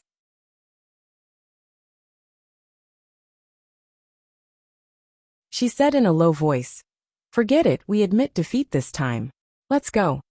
Wu Hao looked at Li Yundong's back coldly, gritted his teeth and said, "No, it was just a sneak attack. His dermic powers are not higher than the 2 of us. Besides, you can bear such a great shame, but I can't." After saying that, he raised the 5 dark red 5 young blood beads in his hand and pointed them at Li Yundong's back. He shouted, "Go!" With a swoosh, a blood-red 5 young blood beads suddenly broke through the air and rushed toward Li Yundong. Although Li Yundong's back was facing Wu Hao and the others, he suddenly felt a sharp pain on his back. He was shocked, and before he could react, he was hit hard on his back. With a bang, the 5 young blood bead turned into a flame in the blink of an eye. Countless ghosts jumped out of the flame and swallowed Li Yundong in an instant. Wu Hao let out a wild laugh. "Who asked you to be so arrogant? Who asked you to be so ruthless? In the end, you still obediently got burned by my 5 sun blood pearl. Not only can my 5 young blood flower bead burn your flesh, but the vengeful spirits within it can also devour your soul. Enjoy it. LV Fengping also giggled and said, "It's a pity that the fan of 7 treasures will be burned to ashes in a while." But as soon as her voice fell, she suddenly heard a loud shout from the flame, and a gust of wind blew. Although Li Yundong was hit in the back, the 5 young blood bead happened to hit the fan of 7 treasures. The fan of 7 treasures was made of black iron, and could only be refined by Samadhi true fire for 49 days. In addition, its whole body was engraved with the Vajra Sutra, so its Buddhist power was amazing, and it was dignified and solemn. The thick chi of blood corpses and ghosts emitted by the 5 young blood bead could not invade it at all. Li Yundong endured the pain of being burned by the flames around him. He grabbed the iron fan with a backhand, twisted his waist, and the iron fan opened with a clang and fanned with all his might. This fanning seemed to have sucked out the air around him in an instant, and the flames became much smaller with a whoosh. The solemn Vajra characters on the leaves of the fan of 7 treasures looked like a layer of golden Buddha wherever they passed. The ghosts were so frightened that they screamed and fled in all directions, not daring to get close to Li Yundong at all. Li Yundong spun the fan several times in a row, and the fan of 7 treasures in his hand turned like a wheel. His whole body was shrouded in a layer of black light. In the blink of an eye, the flames were fanned out by him, and the ghosts were also expelled without a trace. Wu Hao and LV Fengping were stunned and speechless for a moment. They had never thought that the 5 young blood bead, which was extremely powerful and domineering in their eyes, would be destroyed by a boy who had just reached the Zhuji phase.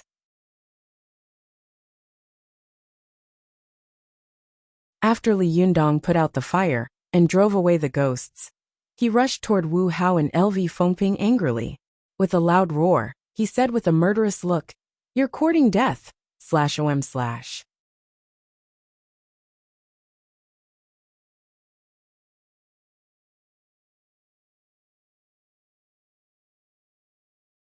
Chapter 187. Go to watch net.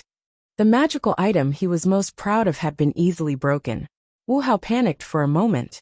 He couldn't help but take a few steps back, as if he wanted to turn around and run away. He didn't dare to fight with Li Yundong again. Go to watch net. However, LV Fengping, who looked very coquettish, had a bit of backbone. She gritted her teeth and swung the dark red whip in her hand. With a swish, it was like a poisonous snake, aiming at Li Yundong's eyes. Li Yundong didn't even look at it. Relying on the domineering fan of 7 treasures in his hand, he shook his wrist, and the fan of 7 treasures suddenly twisted the whip like a big iron pillar. Then he lowered his waist, exerted his strength with both hands, and shouted, "Let go!" LV Fengping only felt a terrifying strange force. The whip in her hand was violently pulled out, and was about to fall out of her hand in an instant. She was shocked and horrified, but this was her magical item. How could she let go and let others take it away so easily? LV Fengping didn't let go. With a shout, the tip of the whip in her hand suddenly turned into a dark red snake head, biting towards Li Yundong's wrist. If Li Yundong was bitten, he would be poisoned and die within 3 seconds.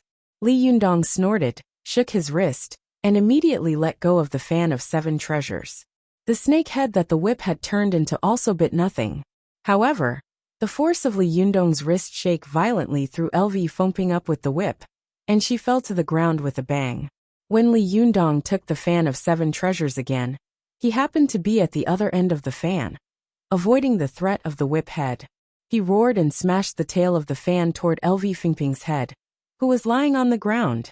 The fan of 7 treasures weighed more than 50 kilograms, and the tail was like an iron rod as thick as an arm. If it hit LV Fengping, her head would definitely burst, and she would die on the spot. This made Wu Hao and LV Fengping scream at the same time. "Stop!" Wu Hao shouted hoarsely. At this time, Li Yundong was angry, and with the lesson just now, he was unwilling to show mercy. He laughed grimly in his heart, and the fan of 7 treasures in his hand did not hesitate at all. Instead, it became faster and faster, and he slashed down hard. Just as the treasured fan was about to hit LV Fengping's head, a hand suddenly appeared and caught Li Yundong's iron fan. The person who had suddenly intervened made Li Yundong stunned. He took a closer look and saw that the man was wearing a dark yellow robe and a red cassock, revealing a strong and muscular arm. He was dressed like a lama. Watch net. This person was Dorji Tenzin, who had been following Li Yunyang all the way. After blocking Li Yundong's iron fan, Dorji Tenzin shook his hand and threw Li Yundong's iron fan away.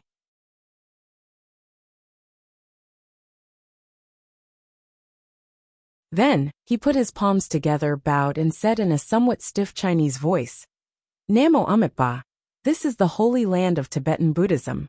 How can we kill under the nose of Buddha? Seeing that the monk had blocked Li Yundong's fierce attack as soon as he appeared, Wu Hao's eyes lit up. He rolled his eyes and immediately cried out before Li Yundong could. Master, it's great that you came.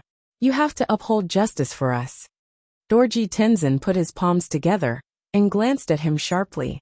Oh, what happened? Wu Hao was shameless. He knelt down in front of Dorji Tenzin and cried and shouted. We were tourists who came here to travel. We met this gangster on the way. He saw that my wife was beautiful and wanted to molest her. Although we have practiced some kung fu, we are still no match for this guy. Look at how my wife has been bullied by him. Dorji Tenzin turned his head and saw that LV Fingping's hair was messy and she was sitting on the ground in horror, as if she had just been ravaged. LV Fengping also came to her senses and understood Wu Hao's intention. She said with a sad face, crying, Master, thank you for saving me. Otherwise, I would have died in the hands of this villain. Li Yundong looked coldly at the two guys who were putting the blame on him. He was so angry that he burst out laughing. Watch net. 7K. OM. As a Buddhist disciple, Dorji Tenzin had been chosen as the guardian Vajra since he was a child, so his sense of justice was extremely strong. He suddenly became furious and raised his head to shout at Li Yunyang. I came here on the order of the abbot to ask you to return the Mahamudra Secret Method Sutra. I wanted to persuade you with kind words, but I didn't expect you to be such a shameless villain. I, Dorji Tenzin, have no choice but to enforce justice on behalf of the heavens and subdue the demons today. Li Yundong sneered and said, It sounds so nice. What, do you want to fight 3 against 1? Wu Hao was overjoyed. He hurriedly urged, Master, you don't need to talk about Jianghu morality when dealing with this kind of villain. My wife and I also know a little kung fu. We can help a little. Li Yundong sneered. However, Dorji Tenzin's face turned serious, and he said in a deep voice, No, you two leave quickly. As the guardian of the sect, I naturally have to eradicate this kind of evil demon.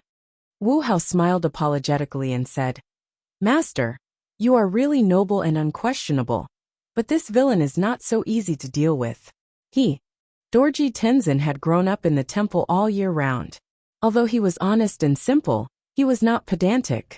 When he saw that Wu Hao's eyebrows were full of frivolity, and LV Fingping's face was obviously coquettish, he subconsciously felt a little disgusted with the two of them. He immediately shouted rudely, There's no need to say anything more. I, Dorji Tenzin, am not someone who bullies others and fights with more people.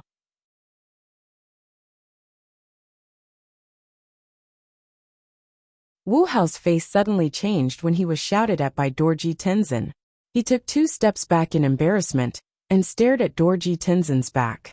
His eyes were gloomy and he sneered in his heart. This stupid monk, who hasn't even reached the Zhuji phase, wants to fight with this guy? Isn't he courting death? He winked at LV Fengping beside him, but LV Fengping pulled Wu Hao's sleeve and said in a very low voice, Forget it. We'll admit defeat this time. This person is not easy to deal with. Wu Hao also said in a low voice, What nonsense are you talking about? I was too proud just now. I don't believe that I can't kill this guy after I use all the blood beads of the 4 departments and 5 sons. LV Fengping bit her lip and said worriedly, You used all 4 beads. How much effort did we put in to refine these 5 blood beads last time? Wu Hao snorted and looked greedily at the fan of 7 treasures in Li Yunyang's hand. He said, As long as we can get the fan of 7 treasures, these 4 blood beads are nothing. You saw it just now. This guy is already so powerful without knowing how to use this magic item. How powerful will he be after he recognizes him as his master? There was still a trace of worry in LV Fingping's eyes. but I always feel that it's very dangerous. Wu Hao looked at her unhappily and said, "Nonsense. How can it not be dangerous to kill people and take their treasures? What can you do if you are so wishy-washy? Later, you will support me from the side. When this stupid monk makes a move, we will immediately take action and kill the monk as well." LV Fengping was shocked. "You want to kill this monk as well? Aren't you afraid of offending the esoteric sect?" Most of the Lama sect's disciples cultivated secret methods, so they were also called esoteric sect in the cultivation world. They were a powerful force that could not be underestimated. If they were targeted by this cultivation sect, Wu Hao and LV Fengping knew very well that it would be a very terrible thing. Wu Hao glared at LV Fengping and said in a low voice, "Are you stupid? If this monk spreads the news that we got the fan of 7 treasures, we will be in trouble." LV Fengping did not speak, but her eyes were still full of hesitation and worry. She opened her mouth and wanted to persuade Wu Hao again, but she saw that the man's eyes were burning with greed. She knew that it was useless to say anything. Li Yundong saw that Wu Hao and LV Fengping were whispering to each other and glancing at him from time to time. He knew that they must have evil intentions and were up to no good. Li Yundong was secretly vigilant. He slowly opened the fan of 7 treasures in front of him. Every time he opened a fan leaf, there was a clanging sound, like a long sword coming out of its sheath, and the sound was sonorous and powerful.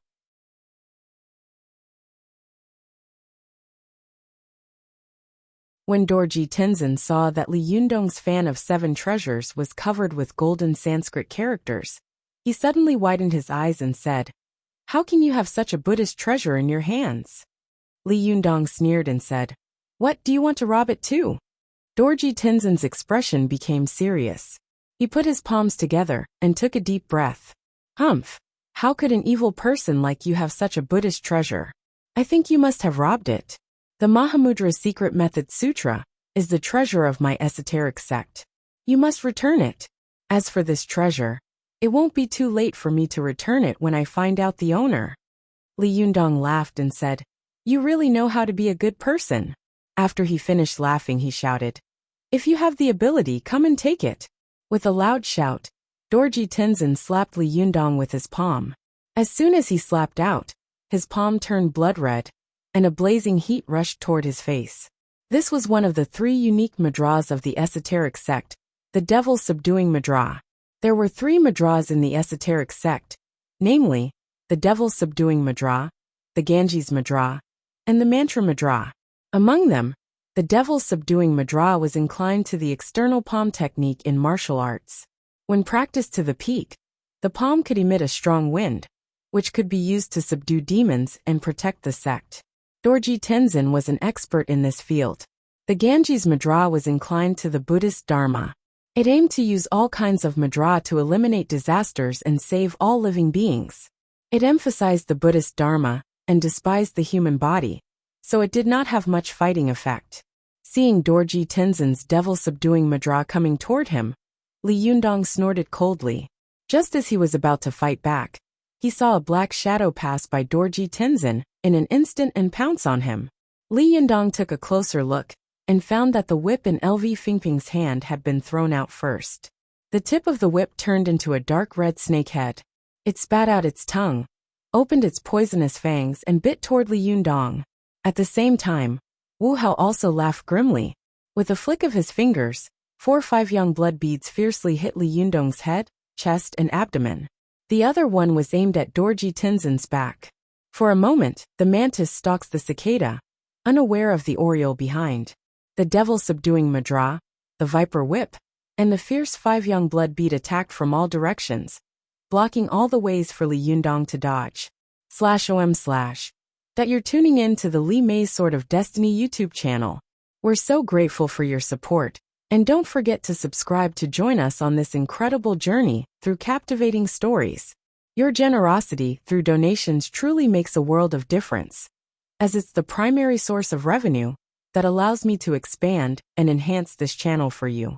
Thank you from the bottom of my heart for being a part of this adventure.